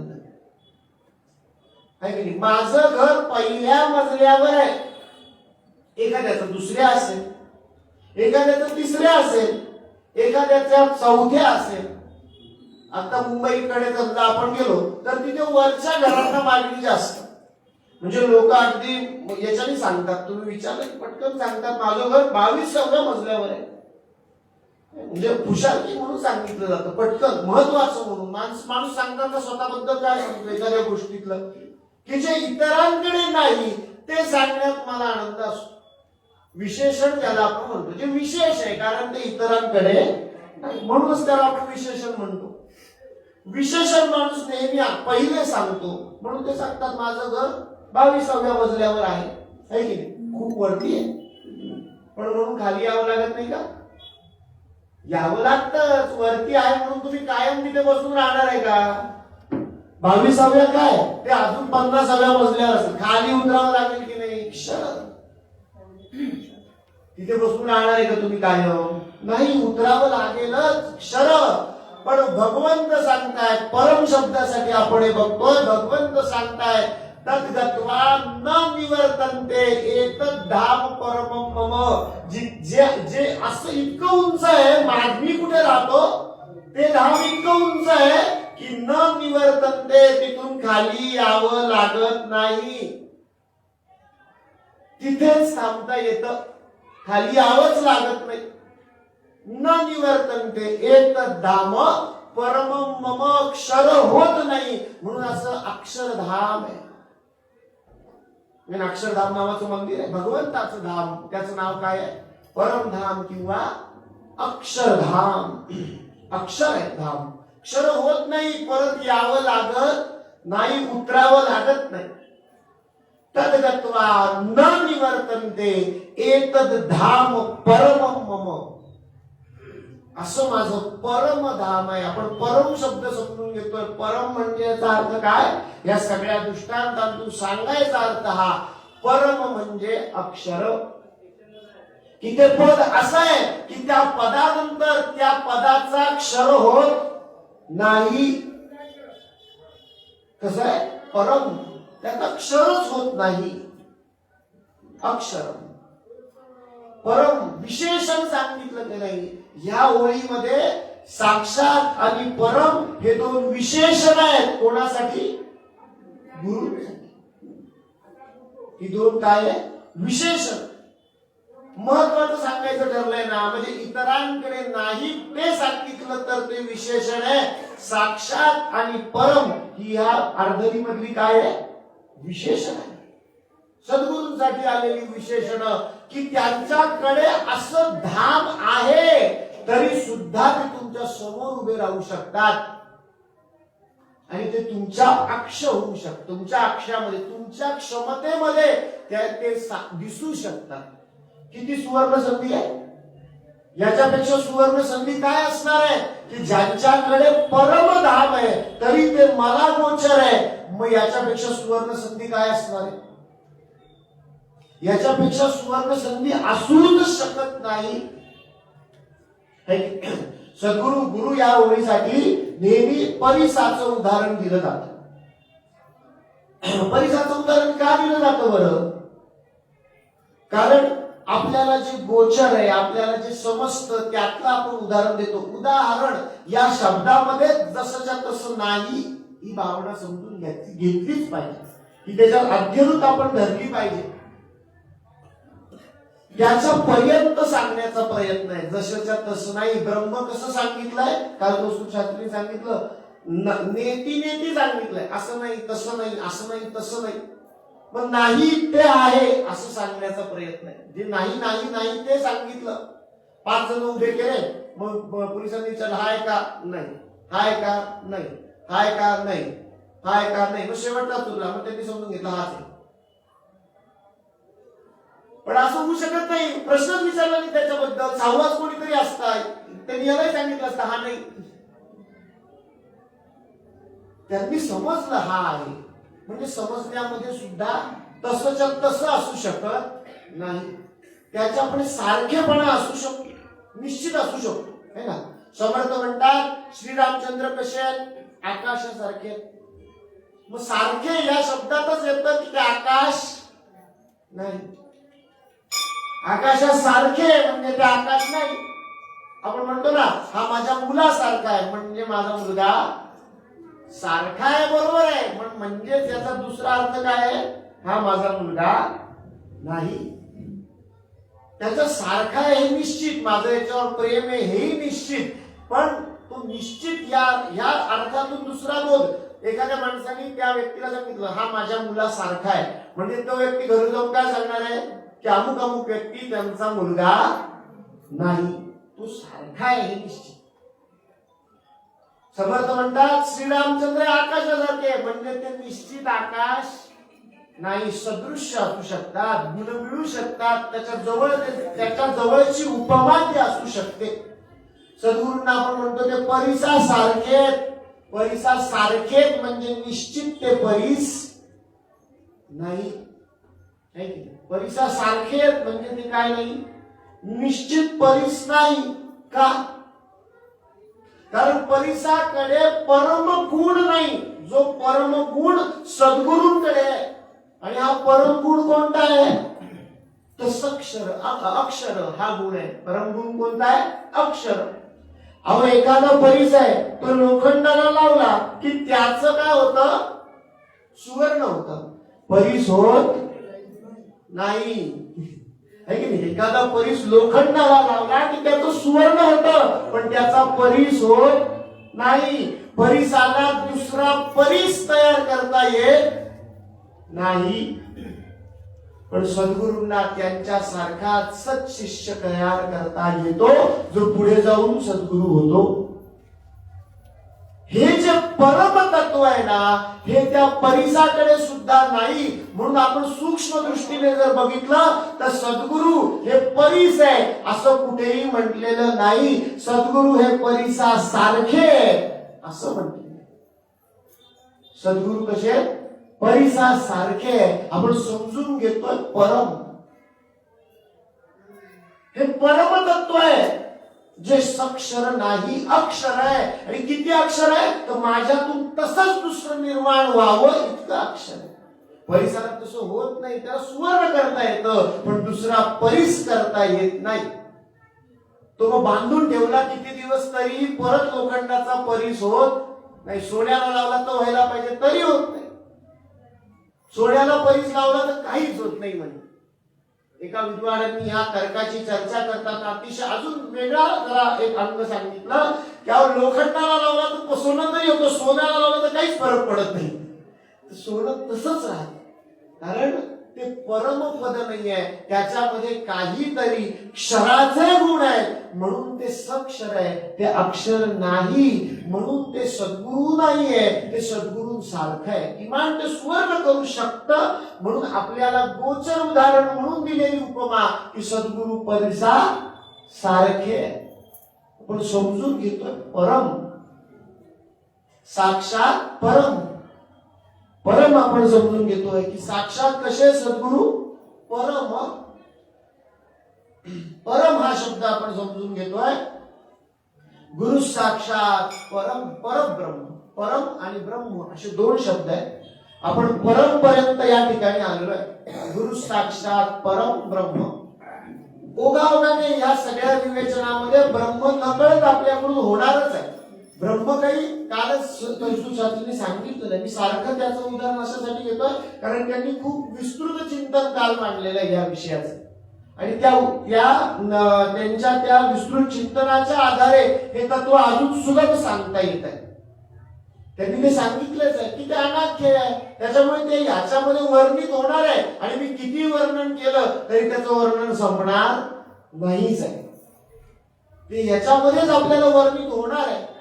म्हणून आपण या परमतत्वाच्या जोडीने गुरु हा शब्द थोडासा अजून विस्तृत. आता विशेषण माहीत नसताना आपण एखाद्या व्यक्तीला समजून घेणं आणि विशेषण माहीत झाल्यावर समजून घेणं याच्या समजण्यामध्ये आपल्याच बघण्यात फरक असतो. एखाद्या एखादा मनुष्य आला, त्यांनी त्याचं नाव सांगितलं अमुक अमुक, माझं नाव काय छगन मगन काहीतरी आहे, आणि त्यांनी सांगितलं विद्यावाचस्पती छगन. फरक पडतो बघण्यामध्ये आपल्याला. विशेषणासहित समजून घेण्यामध्ये थोडा फरक पडतो. म्हणून आपण परत एकदा गुरुकडे जातोय मागे, कारण हा पहिला गुरु शब्द आपण विशेषण रहित समजून घेत होतो. आता त्याच्या साक्षात आणि परम असं जोडून आपण तो एकदा बघणार आहोत की त्याच्यात साक्षात आणि परम हे ह्या भावनेसाठी जोडले कशासाठी या अर्धनीमध्ये की आपण त्या विशेष स्वरूपाने त्यांच्याकडे बघावं म्हणून विशेषण जोडले. त्या गोष्टीला विशेष लक्षणीय मानावं, अद्वितीय मानावं, विशेष परिपूर्ण मानावं म्हणून ते दोन शब्द या अर्धनीमध्ये आलेले आहेत. कुठले? साक्षात आणि परम. साक्षात आणि परम. मग याच्या बरोबरीने गुरु समजून घेऊ परत. मग असं होतं की गुरु एखाद्याला प्राप्त झाले तर एक शास्त्र असं म्हणजे एक विचार पद्धती असं सांगते की गुरु प्राप्त होत नाही. आपण गुरूंना शोधत नाही. गुणा कुर्वन्ति दूतत्वं दूरे विवस्तां सतां केतकी गंधमाग्राय स्वयमायन्ति षट्पदः. एका विचार पद्धतीमध्ये हे सुभाषित हा गंध जो केतकीचा गंध आहे, हा गंध कोणाचा सांगितलाय? गुरूंचा सांगितलाय. पण दुसऱ्या विचार पद्धतीमध्ये हा गंध शिष्याला सांगितला. त्यांनी त्याच्या सद्विवेकाचा, सद्वृत्तीचा गंध मनामध्ये आणला, या चिंतनाचा गंध सुरू केला, तर हे भांड जेवढं आहे ते भरण्यासाठी सद्गुरू येतात असं शास्त्र सांगितलं. हे भांड भरून देण्यासाठी ते येतात. नाही तर भांड खोलच नाहीये तर ते द्यायला येत नाही. ते दत्त आहे, त्यांना देण्याची इच्छाच आहे. त्यांचं नावच दत्त आहे. दत्त म्हणजे दातृत्व धातूने तयार झालेलं त्यांचं नाव आहे. ते दत्त आहे, त्यांना देण्याची इच्छाच आहे. त्यांना शोधणं शास्त्र सांगतंय आपलं कामच नाहीये. त्यांनी देण्याची इच्छा ते स्वतःच ठेवणार आहे. फक्त ते घेता येण्याचं काम आपल्याला करायचंय. ते भांड तेवढं गोल झालं पाहिजे, ते देणारच आहे. त्यांचं नावच दत्त आहे. त्यांचे वडील अत्रि आहे आणि त्यांची आई अनुसूया आहे. जिच्याकडे असूया नाही ती अनुसूया, आणि ज्याचा त्रिविध तापांवर, त्रिविध गुणांवर ज्याचा पूर्णपणे बंद आहे त्यांचं नाव अत्रि आहे. आणि हे दोन झाल्याशिवाय दातृत्व तयार होत नाही. असूया संपली नाही तर हे सगळं मलाच पाहिजे असं वाटत राहतं. आणि एखादा राजस म्हणजे तामस राजस सत्व कुठलाही गुण अधिकाधिक झाला तरी सुद्धा दातृत्व येत नाही. साम्यकांत वस्तुशास्त्रीने हे सांगितलं, समान अवस्थेला माया म्हणतात आणि ती वाढत जाते. आपल्याकडे ती वाढते, ते गुण कमी जास्त होतात तेव्हा असताना तसे असतात. अत्रींकडे काय आहे, या त्रिविधांवरती ताबा आहे, कमी नाही आहे, जास्त नाही आहे, ताबा आहे. प्रमाणामध्ये सर्व काही असावे. समर्थ हे सगळं अगदी छोट्या शब्दात समजून सांगतात, आपल्याला कळेल असं सांगतात, मला कळेल असं सांगतात की सगळं कसं पाहिजे, प्रमाणात पाहिजे, त्याच्याशिवाय दातृत्व येत नाही. प्रमाणामध्ये असल्याशिवाय दातृत्व येत नाही. सगळं कसं पाहिजे, प्रमाणात पाहिजे. आणि म्हणून दत्त जन्माला येतात. असूया संपल्याशिवाय आणि त्रिविधाचं बंधन झाल्याशिवाय दत्त जन्माला येत नाही, दातृत्व होतच नाही. उगाच अनसूया आणि अत्रींच्या घरी दत्तांचा जन्म झालेला नाही, दातृत्व त्याच्याशिवाय येत नाही. आणि मुख्य गुण त्यांना ते द्यायचंच आहे. हेम करम पात्र, हेममयम पात्र. हातामध्ये काय आहे, दत्तांच्या भिक्षा मागताना सुवर्णाचं पात्र आहे. भगवंताच्या दत्तगुरूंच्या हातात काय, सुवर्णाचं पात्र. अहो त्यांना त्यांच्याकडे कमी आहे म्हणून आपण देत नाही, आपण देऊ शकतो की नाही हे पाहण्यासाठी देतात. नाही तर ज्याच्या हातात सुवर्णाचं पात्र आहे तो तुमच्या घरात भिक्षा मागायला कशाला येईल. त्या जगाच्या निर्मात्याला आपण देऊन असं काय देणार. अहो त्यांनीच आपल्या इंद्रियांना एवढी बंधनं दिली की त्याच्या बाहेरचं बघता येत नाही. त्यात तो दिसणंच कठीण आहे, कारण तो त्या अगोचरात राहतो, तो दिसणंच कठीण आहे. आणि तो दिसतही नाही, समजतही नाही, अनाकलनीय आहे, त्याला आम्ही काय देणार. तरी दत्त भिक्षा मागतात, कारण माझा जन्म तुमच्या अंतःकरणात झालाय की नाही याची पडताळणी करण्यासाठी ते येतात.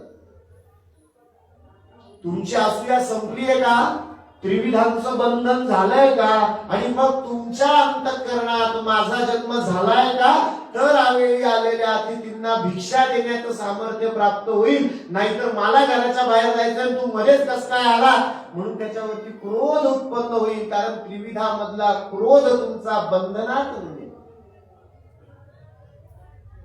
नाही होऊ शकत त्याच्याशिवाय. हे झालंय का तर होईल, असे हे गुरु. आणि एखाद्या शिष्याला मग आता हा मार्ग दाखवायचा आहे, कुठला, परम मार्ग. कुठला मार्ग दाखवायचा आहे, विशेषणातला दुसरा शब्द परम, तो मार्ग दाखवायचा आहे. अहो पण तो त्याला दिसत नाही. एखाद्या मुलाला शाळेत पाठवायचं आहे, अक्षरम ब्रह्म, जी आपली अक्षर आहे ती आईपासून शिकवायला पाहिजे की नाही त्यांनी, त्यांचं क्षर होत नाही. कुठली भाषा घ्या तिच्यातले स्वर तेच असतात, शब्द नंतर तयार होतात, शब्द तेच, त्याच्यातले अक्षर जे स्वर आहे ते तेच आहेत. इंग्लिश मध्ये स्वर वेगळे आहेत का, ऐकी नाही. समजा एखाद्याने म्हटलं इंग्लिश एखादा शब्द आपण माईक म्हटला, म इक लिहिता येतो ना मराठी, मा इक मराठीत लिहिता येतो की नाही. इंग्लिश मधला म्हणून ह्या इथल्या वर्णमालेतून लिहिता येत नाही का, लिहिता येतो, कारण ते तेच आहे. म्हणून त्यांना आपल्याकडे अक्षर म्हटले. मुळात 12 कडीतल्या त्या लिहिलेल्या आकृत्यांना काय म्हटलंय, अक्षर. किती सुंदर शब्द आहे. आणि त्याच्यातून अक्षरातून तुम्हाला काय ब्रह्म पाहायचं, बाहेर जायचंय का नाही. अहो ब्रह्मातून हे जग तयार झालं की नाही, या अक्षरांमधून हे शब्द तयार झाले आणि त्याच्यावर आमचा व्यवहार चाललाय. साधं उदाहरण घे, एक वेदांताचं एक वाक्य आहे की ब्रह्मात माया आली आणि मग व्यवहार सुरू झाला, शब्द तयार झाले, आमचा व्यवहार सुरू झाला, भाषा तयार झाली. कशातून तयार झाली, अक्षरातून. मग नाही होत अक्षरातून विश्व तयार झालं ना. आम्ही रोज त्याच भाषेत बोलतो जी अक्षरातून तयार झाली आहे आणि अक्षरांमध्ये जाऊन लीन होणार आहे.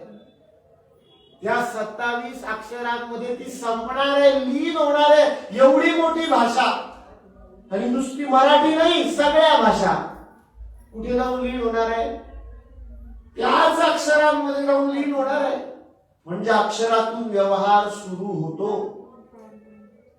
अक्षरातून व्यवहार सुरू होतो, निश्चित सुरू होतो. पण हे सामान्याला कळतं का, लहान मुलाला शाळेत पाठवायला सुरुवात केली तर वाटतं हे काय मला माझ्या मागे उपाधी लागली आहे, चांगलं खेळत होतो, मजेत होतो, मस्तीत होतो, हे सकाळी उठा, डबा करा, शाळेची बस पकडा, त्यातून नाशिकला टाकलं की अपडाऊन करत या, हा किती त्रास माझ्या मागे लागलाय, किती कलय, सकाळी अभ्यास नाही केला, संध्याकाळी अभ्यास नाही केला, नुसते फटके, इकडे जाऊ देत नाही, तिकडे जाऊ देत नाही, मित्रांशी बोलू देत नाही, अमुक करू देत नाही, तमुक करू देत नाही. अहो किती कंप्लेंट्स त्याच्या, का का हा खरा प्रश्न आहे. कारण त्याला ते ज्ञान घ्यावं असं अजून त्याच्या अक्षाची मर्यादा नाही, त्याच्या इंद्रियाची ती मर्यादा त्याला वाटत नाही मी हे घ्यावं, आणि म्हणून त्याला सारखं त्या मार्गावर ठेवावं लागतं, त्याला सारखं त्या मार्गावर ठेवावं लागतं. कारण तिथे गेल्यानंतर ते मिळालं पाहिजे, त्याचा व्यवहार हे केल्याशिवाय सुरू होणार नाही. अक्षरापासून सुरू करून त्याला व्यवहारापर्यंत न्यायचंय, याला आपण शिक्षण असं म्हणतो. अक्षरापासून सुरू करतो, त्याच्याकडून गिरवून घेतो आणि त्याला व्यवहारापर्यंत नेतो. का ते अक्षर का गिरवून घ्यायचे, व्यवहारात कामी येणार म्हणून, नसती येणार तर कशाला केली असती सगळी. या जगराहाटीमध्ये त्याला ते एक एक स्वरूप भिन्न भिन्न मार्गाने एकत्र करून वापरावं लागणार आहे, तेव्हा त्याचा व्यवहार चालणार आहे, नाही तर व्यवहार चालणार नाही. ते भिन्न भिन्न प्रकारे एकत्र करून वापरल्याशिवाय व्यवहार चालणार नाही त्याचा. आणि हे ज्ञान कोणाकडे आहे, तर ज्यांनी हा मार्ग क्रमित केलाय त्यांच्याकडे. मग चुकीचा केला असेल तरी आहे की बा आम्ही केलं ते तरी करू नको, आहे की नाही. जे शाळेत गेलेच नाही मग ते काय म्हणतात, मग आम्ही केलं ते तरी करू नको. नाही, आम्ही नाही गेलो रोज शाळेत, नाही शिकलो, मग पालक म्हणतात की नाही आम्ही केलं ते तरी करू नको. अवस्थेच्या नंतर ज्ञानाची प्राप्ती होते. शास्त्र सांगतं अवस्थेच्या नंतर कशाची प्राप्ती होते, ज्ञानाची. ज्ञानाची प्राप्ती अवस्थेमध्ये होत नाही. लहान मुलगा आहे, आता माझी मुलगी लहान आहे, तिला मी काही 4 गोष्टी सांगतो, बाहेर जाऊ नको, हे करू नको, ते करू नको, अमुक धमुक तमुक खूप गोष्टी सांगतो, ती काही ऐकत नाही. मी लहान होतो, आई काहीतरी सांगायची, मी ऐकायचो नाही. आता मी तरुण आहे, वडील वृद्धापकाळाकडे थोडेसे, आता ते मला काही गोष्टी सांगतात ज्या मला आता पटत नाही. माझी मुलगी तरुण होईल, मी वृद्ध होईल, पण तेव्हा मी निश्चित तिला ह्याच गोष्टी सांगेल जे मला आता वडील सांगताय. मी काही तिला रात्री उशिरा घरी ये असं सांगणार नाही. ते मला नंतर रात्री उशिरा घरी येऊ नको, मला पटतच नाही, मी येतोच रात्री उशिरा घरी. अवस्थेत ज्ञानाची प्राप्ती होत नाही. कळतं, मला कळतंय, पण ते वळत नाही. अवस्थेत ज्ञानाची प्राप्ती होत नाही. बाल अवस्थेत त्या बाल अवस्थेचं ज्ञान कळत नाही, तारुण्यावस्थेत तारुण्यावस्थेचं ज्ञान कळत नाही, आणि वृद्धावस्थेत तर नंतर सांगणारच कोणी नाही, त्यामुळे वृद्धावस्थेत तो कुठलंच ज्ञान कळत नाही. पण त्याच्यानंतर जायचं ज्या मार्गाला आहे ते सांगणार आहे ते सदैव कोणी नाही, ज्याचा आणि माझा आक्षिक संबंध येऊ शकतो, जो मला साक्षात दिसू शकतो, असं सांगणार आहे ते कोणी आहे का, की जे वृद्धावस्थेच्या वर आहे. बालावस्थेवाल्यांना सोय आहे, त्यांची आई बालावस्थेच्या वर आहे, वडील बालावस्थेच्या वर आहे, आजोबा बालावस्थेच्या वर आहे, जे त्या अवस्थेतून पुढे आले आणि जे त्यांच्यासमोर साक्षात आहे आणि ते त्यांना मार्ग दाखवू शकतात. तरुणावस्थेला सोय आहे, वडील आहे, आजोबा आहे, जे वृद्धावस्थेकडे आहेत आणि ते त्या अवस्थेतून पुढे आले आणि साक्षात समोर आहे, ते सांगू शकतात. वृद्धावस्थेत असं कोण आहे की जे सदैव आहे आणि तो साक्षात्कार साक्षात सांगू शकतो, अशी सोय नाही आहे. म्हणून सांगितलंय की परमानंदापर्यंत तिथून जायला पाहिजे. नामस्मरण किमान वृद्धावस्थेत तरी सुरू करायला पाहिजे. कारण जो अवस्थेच्या पुढे गेलेला आहे तो तुमच्या इंद्रिय गोचर नाही, आपल्या इंद्रियांमध्ये तो बसत नाही. असे नाही पुढे गेलेला व्यक्ती त्या अवस्थेत आहेच पुढच्या मार्गामध्ये, पण तो आपल्या इंद्रियांमध्ये बसत नाही आणि म्हणून तो साक्षात नाही आहे. मग हे सगळं मला कोण सांगू शकतं, इथून पुढच्या गतीची माझी व्यवस्था कोण करू शकतं, तर जो या सगळ्या ज्ञानाने युक्त आहे आणि साक्षात आहे असे गुरु करू शकतात. जो या सगळ्या ज्ञानाने युक्त आहे आणि साक्षात आहे असे गुरु करू शकतात. म्हणून आई माझा गुरु आहे, पण आई परम गुरु नाहीये, कारण तिच्याकडे वृद्धापकाळानंतरचं ज्ञान नाहीये. इथे शिकवणारे माझे गुरु आहेत, पण ते परम गुरु नाहीये, है ना. परम या विशेषणासाठी आपण बघतोय की ज्यांच्याकडे ज्ञानाचा क्षर नाहीये ते कोण आहे? परम गुरु. जिथे कुठे ज्ञान अपूर्णच पडत नाही, जी अवस्थेत तुम्ही आहात त्या अवस्थेतून बाहेर काढण्याची ज्यांच्याकडे शक्ती आहे ना, त्या अवस्थेतून बाहेर पडण्याचं ज्यांच्याकडे ज्ञान आहे ते कोणाकडे आहे? परमगुरूंकडे. त्यांच्याकडे कुठल्याच ज्ञानाचा क्षर नाहीये. मग इंग्लिशच्या सरांकडे इंग्लिशचं ज्ञान, गणिताचं नाहीये असं काही तिथे नाहीये. मग म्हणजे इंग्लिशचं ज्ञान आहे आणि गणिताच्या ज्ञानाचा क्षर आहे असं नाहीये. म्हणून त्यांना परम हे विशेषण आलंय. म्हणून या विशेषणाबरोबर आपण परत गुरु बघतोय की परम हे विशेषण तिथे आलेलं आहे. परम गुरु कशाचा क्षर नाही. आणि म्हणून आपण म्हणतो की मी माझ्या प्रत्येक समस्येला या साक्षात स्वरूपाच्या पायावर काय ठेवलं पाहिजे? डोकं ठेवलं पाहिजे.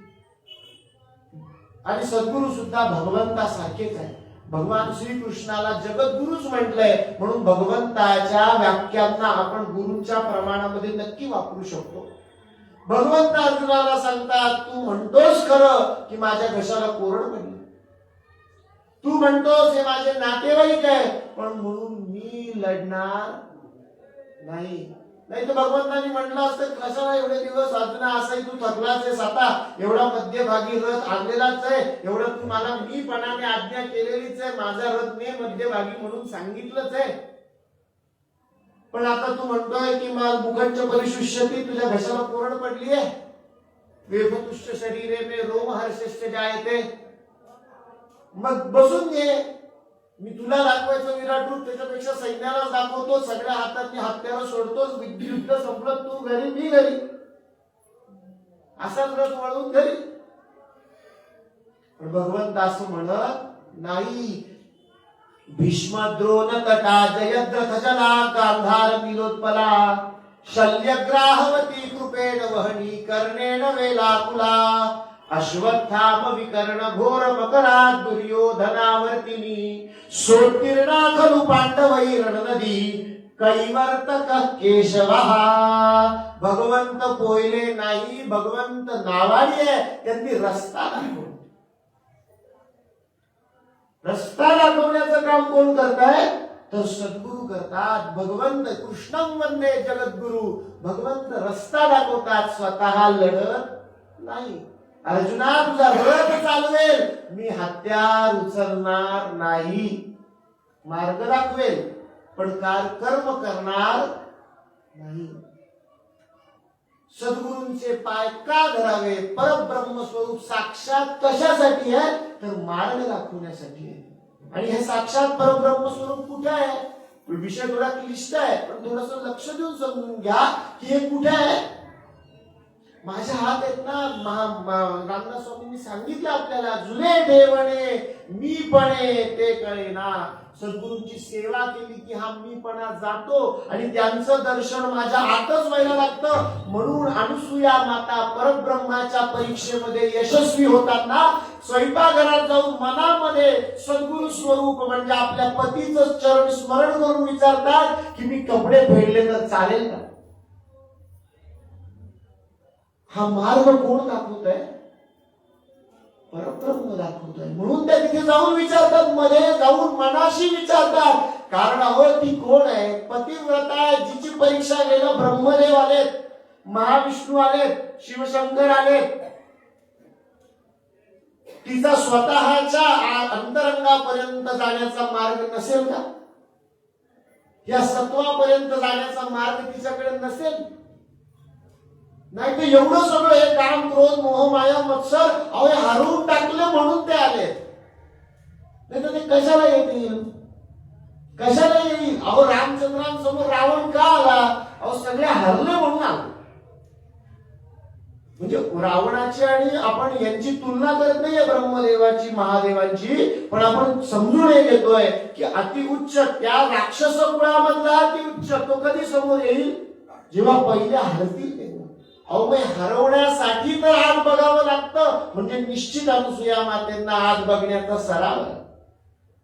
अंतर परमात्म्यापर्यंत जाण्याचा सराव आहे. त्याच्याशिवाय क्रांत क्रोध मोह माया मत्सर रोग हरवणं शक्य झालेलं नाही.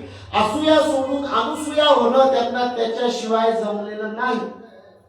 आणि म्हणून त्यांनी मार्ग विचारलाय. कैवर्तक केशवा अंतरात्म्याला. त्यांचे गुरु कोण आहे? अत्रि आहे. पतीला गुरु मानलेला आहे. त्यांना मार्ग विचारलाय गुरुंना की काय करू, आणि त्या मार्गाने पुढचं कर्म केलंय.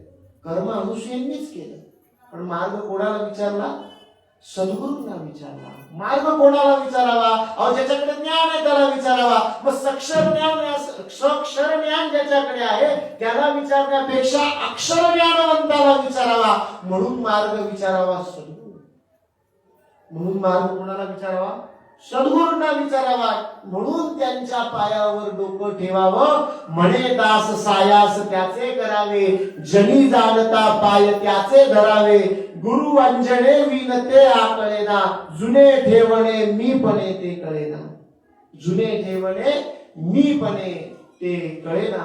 आणि अजून एक हिंदी दोहा आहे, खूप सुंदर असा दोहा आहे हिंदी, अगदी सुंदर, की आपल्याला समजतं. आपण मी मगाशी उदाहरण दिलं की त्या मार्गावर राहण्यासाठी आई सारखं धोपटून मारून काही करून पण त्या शाळेत पाठवतच असते.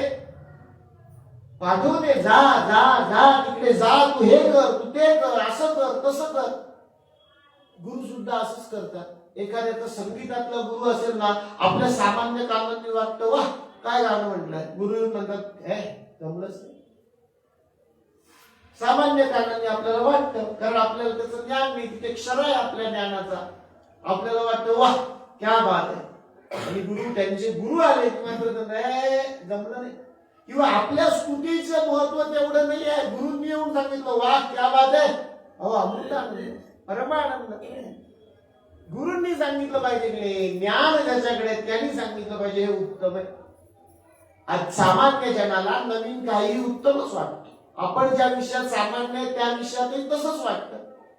एखाद्या मुलाने एखादा मुलगा गावाकडे गेला इथून शहरातून शिकून, आणि तिथे गेला त्यांनी बॅटरीवर एक लाईट लावला, 100 जणांना बोलले वा वा वा इंजिनियर झाला. सामान्यता आहे त्यांच्या दृष्टीची, समजण्याची. त्यांना वाटतं हे खूप सुंदर आहे, वा क्या बात आहे. पण ज्याच्याकडे ज्ञान आहे तो म्हणतो अरे बाबा हे काय चाललंय.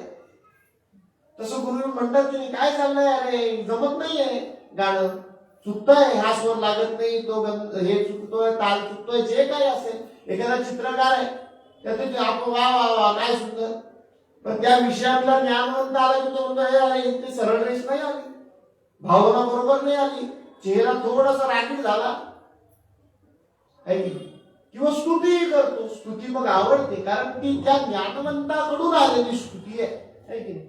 पण मग काय होतं की या मार्गावर मी का राहावं, मी प्रत्येक वेळेस डोकं ठेवलं म्हणजे लगेच मला त्याचं फळ मिळतं का? आता मी सांगितलं मग ज्ञान मिळण्यासाठी दरवेळेस सद्गुरूंच्या पायावर डोकं ठेवावं. पण विशेष गोष्ट कर्म आपल्याला करावं लागतं हे माणूस विसरून जातो. कर्म मलाच करावं लागेल की नाही, सद्गुरू का करतील, ते मार्ग दाखवतील, कर्म का करतील. जर कर्मेंद्रिय मला दिली आहे तर कर्म मला करावं लागेल ना. ज्ञानेंद्रियांनी त्यांनी मार्ग दाखवलेला मार्ग ग्रहण करावा लागेल आणि कर्मेंद्रियांनी कर्म करावं लागेल. जर दोन्ही माझ्याकडे स्टेरिंग माझ्या हातात दिले, वडिलांनी गाडी का चालवली, ते का करतील, नाही करणार. मग ते मार्ग मात्र दाखवतील की नाही, काय सरळ खड्डा आहे साईडने घे, हळू चालव, हायवेवर आहे आपण हळू चालव म्हणतील की नाही. मार्ग दाखवतील, कर्म का करतील. मी असताना हनुमंतांची आई हनुमंतांवर रागवली अशी एक दंतकथा आहे. हनुमंतांनी अगदी आनंदाने आईला येऊन सांगितलं अंजनी माते असं असं युद्ध झालं, रामचंद्र उभे राहिले, असा असा रावणाच्या बेंबीत बाण मारला, रावणाचा अंत केला. हनुमानाच्या आई रागवली. हनुमंत म्हणतात एवढा विजय झाला धर्माचा तू रागवते. अरे म्हणे रामचंद्रांनी बाण का मारला तू जिवंत असताना. दास जर तू आहे, तू तिथं आहे, तर रामचंद्रांनी बाण का मारला, ते आले का बरं तिथपर्यंत. तू असताना तुझ्या इंद्रियांची शक्ती संपली होती का, नाही म्हणे माझी तर शक्ती तशी होती. मग रामचंद्र का आले तिथपर्यंत, कारण तू मारशील असा विश्वास नव्हता म्हणून आले. म्हणजे तुला तेवढा विश्वास संपादन करता आला नाही. दास्यत्वाची परिसीमा म्हणजे त्या गुरुला माझ्यापेक्षा जास्त शिष्यावर विश्वास वाटावा ही परिसीमा गाठता आली नाही. दंतकथा आहे अशी आई रागवली, भगवंतावर रागवली. आणि मग एक सुंदर दोहा येतो की ही परिसीमा गाठता यावी म्हणून गुरु काय करतात तर त्यांच्या परम ज्ञानाने आपल्याला आपल्याला काय करण्याचा प्रयत्न करतात तर परम ज्ञानी करण्याचा प्रयत्न करतात. आणि म्हणून हिंदी मधला दोहा आहे, गुरु कुंभार शिष्य कुंभ होय. गुरु कुंभार शिष्य कुंभ होय, गुरु कुंभार शिष्य कुंभ होय, घडी घडी काढे खोट. गुरु कुंभार शिष्य कुंभ होय, घडी घडी काढे खोट. तो कुंभार असं मडकं तयार करतो, इकडून बघतो तिकडून बघतो, थोडं वाकडच आहे, परत येतो परत करतो, इकडून मारतो तिकडून मारतो, फटके देतो, त्या मडक्याला काय काय करतो घडवण्यासाठी. गुरु कुंभार शिष्य कुंभ होय, घडी घडी काढे खोट. सारखं त्याचा दोष काढतो, असं आहे तसं आहे, असं नाही झालं तसंच नाही झालं, परत मारतो परत एकत्र करतो परत बाहेर काढतो. पण तरीही त्या शिष्याने तिथे टिकून राहिलं पाहिजे. तो शिष्य तेव्हाच की जो तरी टिकून राहतो तेव्हाच ते मडकं घडतं. गुरु कुंभार शिष्य कुंभ होय, घडी घडी काढे खोट. अंतर हात सहार दियो, बाहे थापे खोट. बाहेर खोटं खोटं मारतात, आतून त्याचा हात आहे तुम्हाला आकार देण्यासाठी, त्या मडक्याला हात देण्यासाठी. कुंभाराचा एक हात कुठे आहे आतून आहे, बाहेरून तो तुमचा आकार छान व्हावा म्हणून प्रयत्न करतोय. अंतर हात सहार दियो, त्या हाताचा सहारा आतून दिलेला आहे, पण तुमचं कर्म कसं चाललंय हे बघण्यासाठी बाहेरचं सगळं नीट करणं चाललेलं आहे.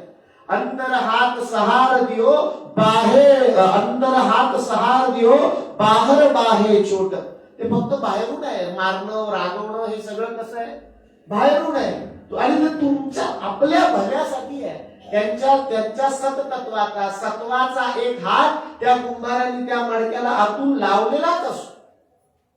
जेव्हा त्यांनी ते मडकं त्या चाकावर ठेवायला घेतलं तेव्हापासून त्यांनी तो हात लावलेलाच असतो त्या मडक्याला. हे बाहेरून चाललेलंच आपल्याला दिसतं, तो आतला हात मात्र दिसत नाही. गुरु कुंभार शिष्य कुंभ होय, घडी घडी काढे खोट. अंतर हात सहार दियो, बाहेर बाहे छोट.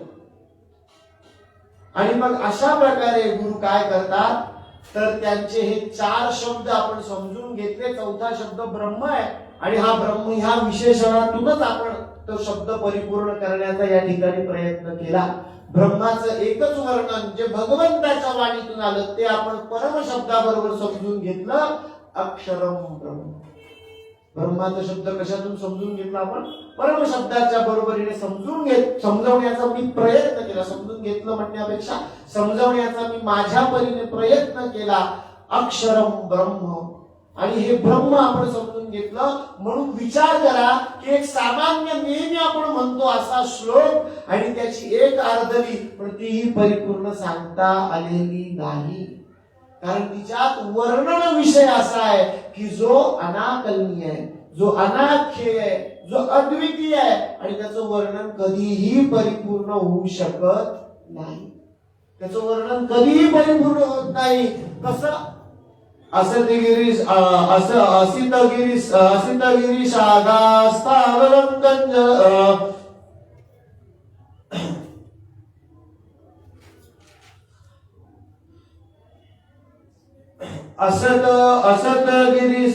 असतगिरीशाखां स्यात् कज्जलं सिंधु पात्रे सुरवर तरु शाखा लेखनी पत्र मूर्वी लिखति यदि गृहीत्वा शारदा सर्वकालं तदपि तव गुणानां मीशपारं नयाति.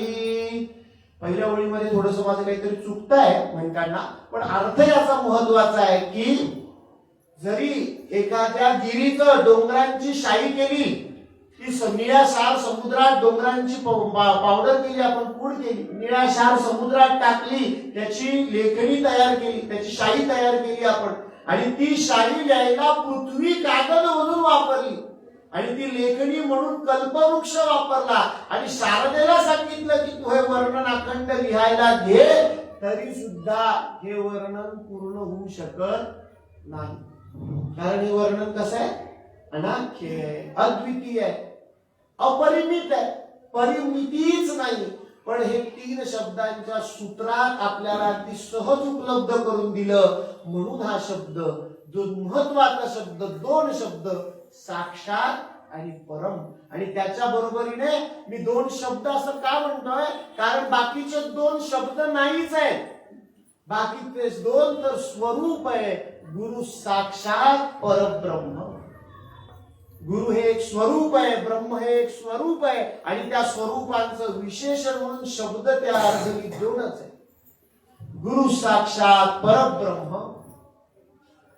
म्हणून हा विषय यथा पद्धती मी या ठिकाणी या 4ही विषयांचं विश्लेषण जे शारदेकडून होऊ शकणार नाही असं माझ्या परीने जसं जमेल तसं सांगण्याचा प्रयत्न केला. ते काही परिपूर्ण होणारच नाहीये याची पूर्णपणे जाणीव मला आहे. आणि या ठिकाणी हे गंगा गोदावरी मातेच्या चरणांवरती हे पुष्प मी अर्पण करतो. गंगा गोदावरी मातेला एकदा प्रणाम करतो आणि ह्या माझ्या वाद सेवेला, माझ्या यथामती केलेल्या वाद सेवेला या ठिकाणी विराम देतो. नमो गंगे महागंगे महादेवस्य वल्लभे वहते त्वां महादेवो गोदावरी नमोस्तुते. गंगा गोदावरी माता की जय. सर्वांना धन्यवाद देतो. संस्थेतर्फे ज्या ज्या ठिकाणी मनदा आहे माझे, त्या ठिकाणी निजरूप तुझे, मी ठेवितो मस्तक ज्या ठिकाणी, तेथे तुझे सद्गुरु पाय बघे. अज्ञान दिव्यांतश ज्ञानांजन शलाकया चक्षुरं मीलितं येन तस्मै श्री गुरवे नमः. 32व्या अध्यायात गुरुचरित्रात असं सांगितलंय. मी फार गुरुचरित्राचं पारण केलं असं काही नाही, पण जे काही केलं ते मात्र मी एक सगळीकडे ते शब्द मला वाटले ते मी अधोरेखित करून ठेवलेले आहेत. मी एकदाच पारण केलं तर ते केलं पूर्ण आणि समजून करून घेतलं. माझी आजही घरून बघितली तर मी त्याच्या वाटीमध्ये जे जे मला समजलं त्याच्यासाठी अंडरलाईन केलेली आहे. 32व्या अध्यायात असं सांगितलंय की ईश्वरापेक्षा गुरूंचा अधिकार मोठा आहे. ईश्वर जर रुसले रागवले तर गुरु रक्षण करतात, पण गुरु रुसले तर ईश्वर रक्षण करत नाही. एवढा गुरूंचा अधिकार मोठा आहे असं आपल्याला गुरुचरित्रात 32व्या अध्यायात सांगितलं आहे. सांगायची गोष्ट अशी आहे की एक 2 मित्र असतात. एक मित्र डोळस असतो आणि एक आंधळा असतो. बाबा महाराज सरदारकारांना सांगितलेली गोष्ट की प्रत्येकाने आपला जीवनाचा जो प्रवास आहे हा ज्ञानाने केला पाहिजे असं त्यांना सांगायचंय. त्यात एक उदाहरण त्यांनी असं सांगितलं, एक डोळस मित्र असतो, एक अंध मित्र असतो. ते दोघं जण वेगवेगळ्या गावाला राहत असतात. अंध मित्र रोज डोळस मित्राकडे जात असतो, येत असतो. पण त्या ठिकाणी एक दिवशी गप्पा मारता मारता खूप अंधकार झाला, रात्र होत गेली. तो डोळस मित्र आंधळ्याला म्हणे की आज तू इथे मुक्कामाला थांब. पण तो आंधळा काय म्हणे, मला रात्र काय दिवस काय, मला दिसत तर नाहीच आहे ना, म्हणजे अंधकाराचं काही मला जाण्याचं काही अडचण नाहीच आहे. अरे असं नाही म्हणे, तू असं करू नकोस म्हणे, जाऊ नकोस, इथे मुक्काम कर. पण तो काय ऐके ना, आंधळा ऐके ना. तुम्ही डोळस मित्र का म्हणे, तू एक काम कर म्हणे, तुझा दिवा गुंता म्हणे बरोबर. मला दिवस काय उपयोग म्हणे, माझ्या दिवसचा काय प्रकाश मी कसं चालू शकणार आहे. नाही म्हणे, असं कर म्हणे, समोरून येणाऱ्या व्यक्तीला समजेल की कोणतरी समोरून येत आहे.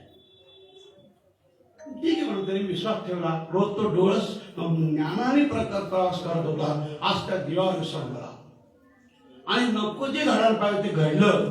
समोरून जी व्यक्ती आली त्याच्या अंगावर आंधळ्यावर धडकली. त्या दोघांचं धडकणं हे भांडणात रूपांतर झालं आणि त्यांनी आंधळ्याने विचारलं, तुला दिसत नाही का. पण कसं दिसणार म्हणे, अंधार आहे. तो जो धडकला होता डोळस होता, पण तो म्हणे मला तर दिसतच नाही म्हणे. मी तर एक आंध्रावर मी आंध्राच आहे, दुसरा तो धडकला होता तो म्हणे अंधार असल्यामुळे दिसत नाही. म्हणजे कसं काय दिसत नाही म्हणे, माझ्या हातात दिवा आहे. अरे हो, तुझ्या हातात दिवा आहे पण तो भिजलाय. तो काय झालाय, भिजलाय. सांगायचं तात्पर्य असं आहे की तो विसंबला कशावरती, दिव्यावर. पण तेव्हा तो ज्ञानाने प्रवास करत होता तेव्हा तो कुठेही धडकत नव्हता. प्रत्येक माणसाने ज्ञानाच्या प्रकाशात आपल्या जीवनाचा प्रवास केला पाहिजे. याच्यासाठी हे प्रवचन आवश्यक आहे. आणि मला एक विशेष आता तुम्हाला सांगायचं आहे की मला कधी जीवनात असं वाटलं नाही, हा विनू माझा शिष्य, माझ्याकडे शिकायला येत होता मंत्र. हे नाही हे सांगितलं प्रवचन नाही, पण माझ्याकडे वेद मंत्र मला येत होता. आणि त्यावेळेस मला असं वाटलं होतं की विनू वरती बसेल, मी खाली आहे. पण ही परिस्थिती निर्माण होत, ही गुरुला आनंदास्पद आहे. काही मला अपमान नाही वाटला, मला अभिमान वाटला की माझा विनू आज त्या व्यासपीठावर बसून मला ज्ञान देतोय. याच्याबद्दल धन्यवाद करतो. आणि असंच उत्तर होतं आपली प्रगती हो. आणि तुला त्र्यंबक राज आशीर्वाद देव, गंगागोदरी माता तुला आशीर्वाद देव. आणि आम्हाला तुझे आज सगळं सांगितलं ते अत्यंत सुलभ पद्धतीने समजेल असं वाचत सांगितलं, त्याबद्दल संस्थेच्या वतीने मी तुला धन्यवाद प्रदान करतो. आणि माझा अनुभव मी कालच सांगितला दोस्त गुरुजींच्या वेळेस की जे इथे प्रवचन करतात गंगागोदरी मातेच्या मंदिरामध्ये ते संकेत दीक्षित होतात, ते मिलिंद कामखंडक होतात. असं तू हो अशी मी प्रभूची प्रार्थना करतो. आणि हे होणार नाही असं मला बिलकुल वाटत नाही. मला पूर्ण कॉन्फिडन्स आहे की विनू झालं किंवा कौस्तुभ गुरुजी झाले हे पुढचे भविष्य काळाचे आपले लोक बाहेर प्रचार आणि प्रसार करण्यासाठी आपल्याला कारणीभूत ठरणारे याच्याबद्दल शंका आहे.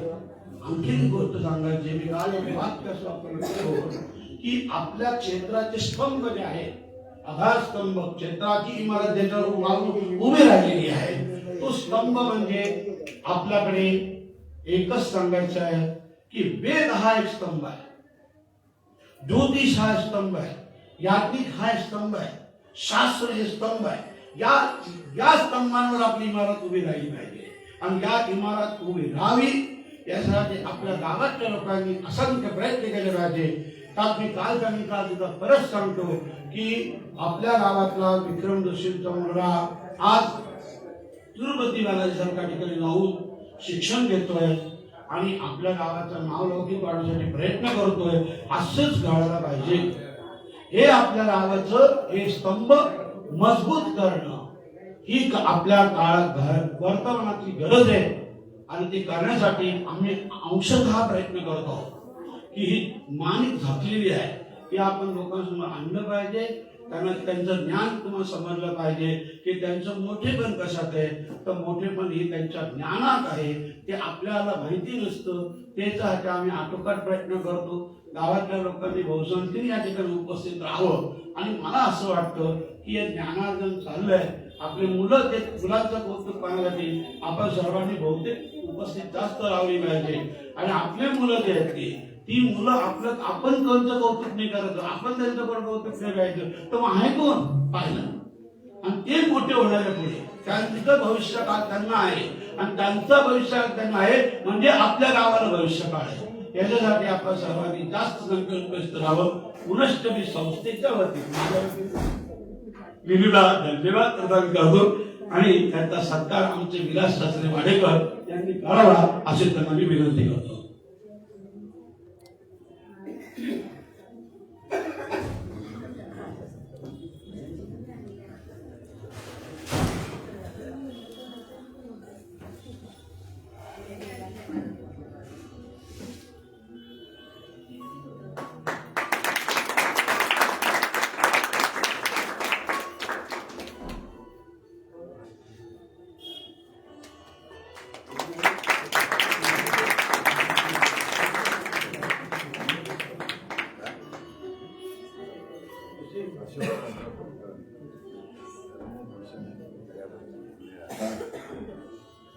कार्यक्रम सांगता झालेली आहे.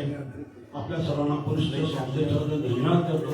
येताना 2 व्यक्ती बरोबर असतो घेऊन या. उद्या प्रवचन नाही आहे, परवा प्रवचन आहे.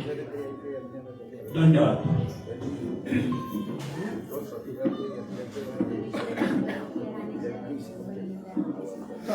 ठीक आहे.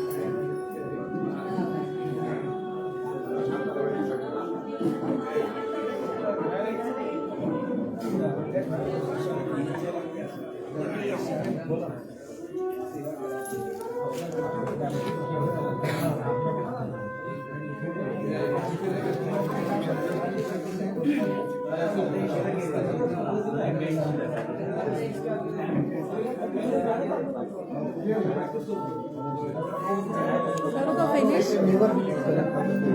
काहीच नाही केलं फिनिश करू आणि नेवर डिलीट चूज कर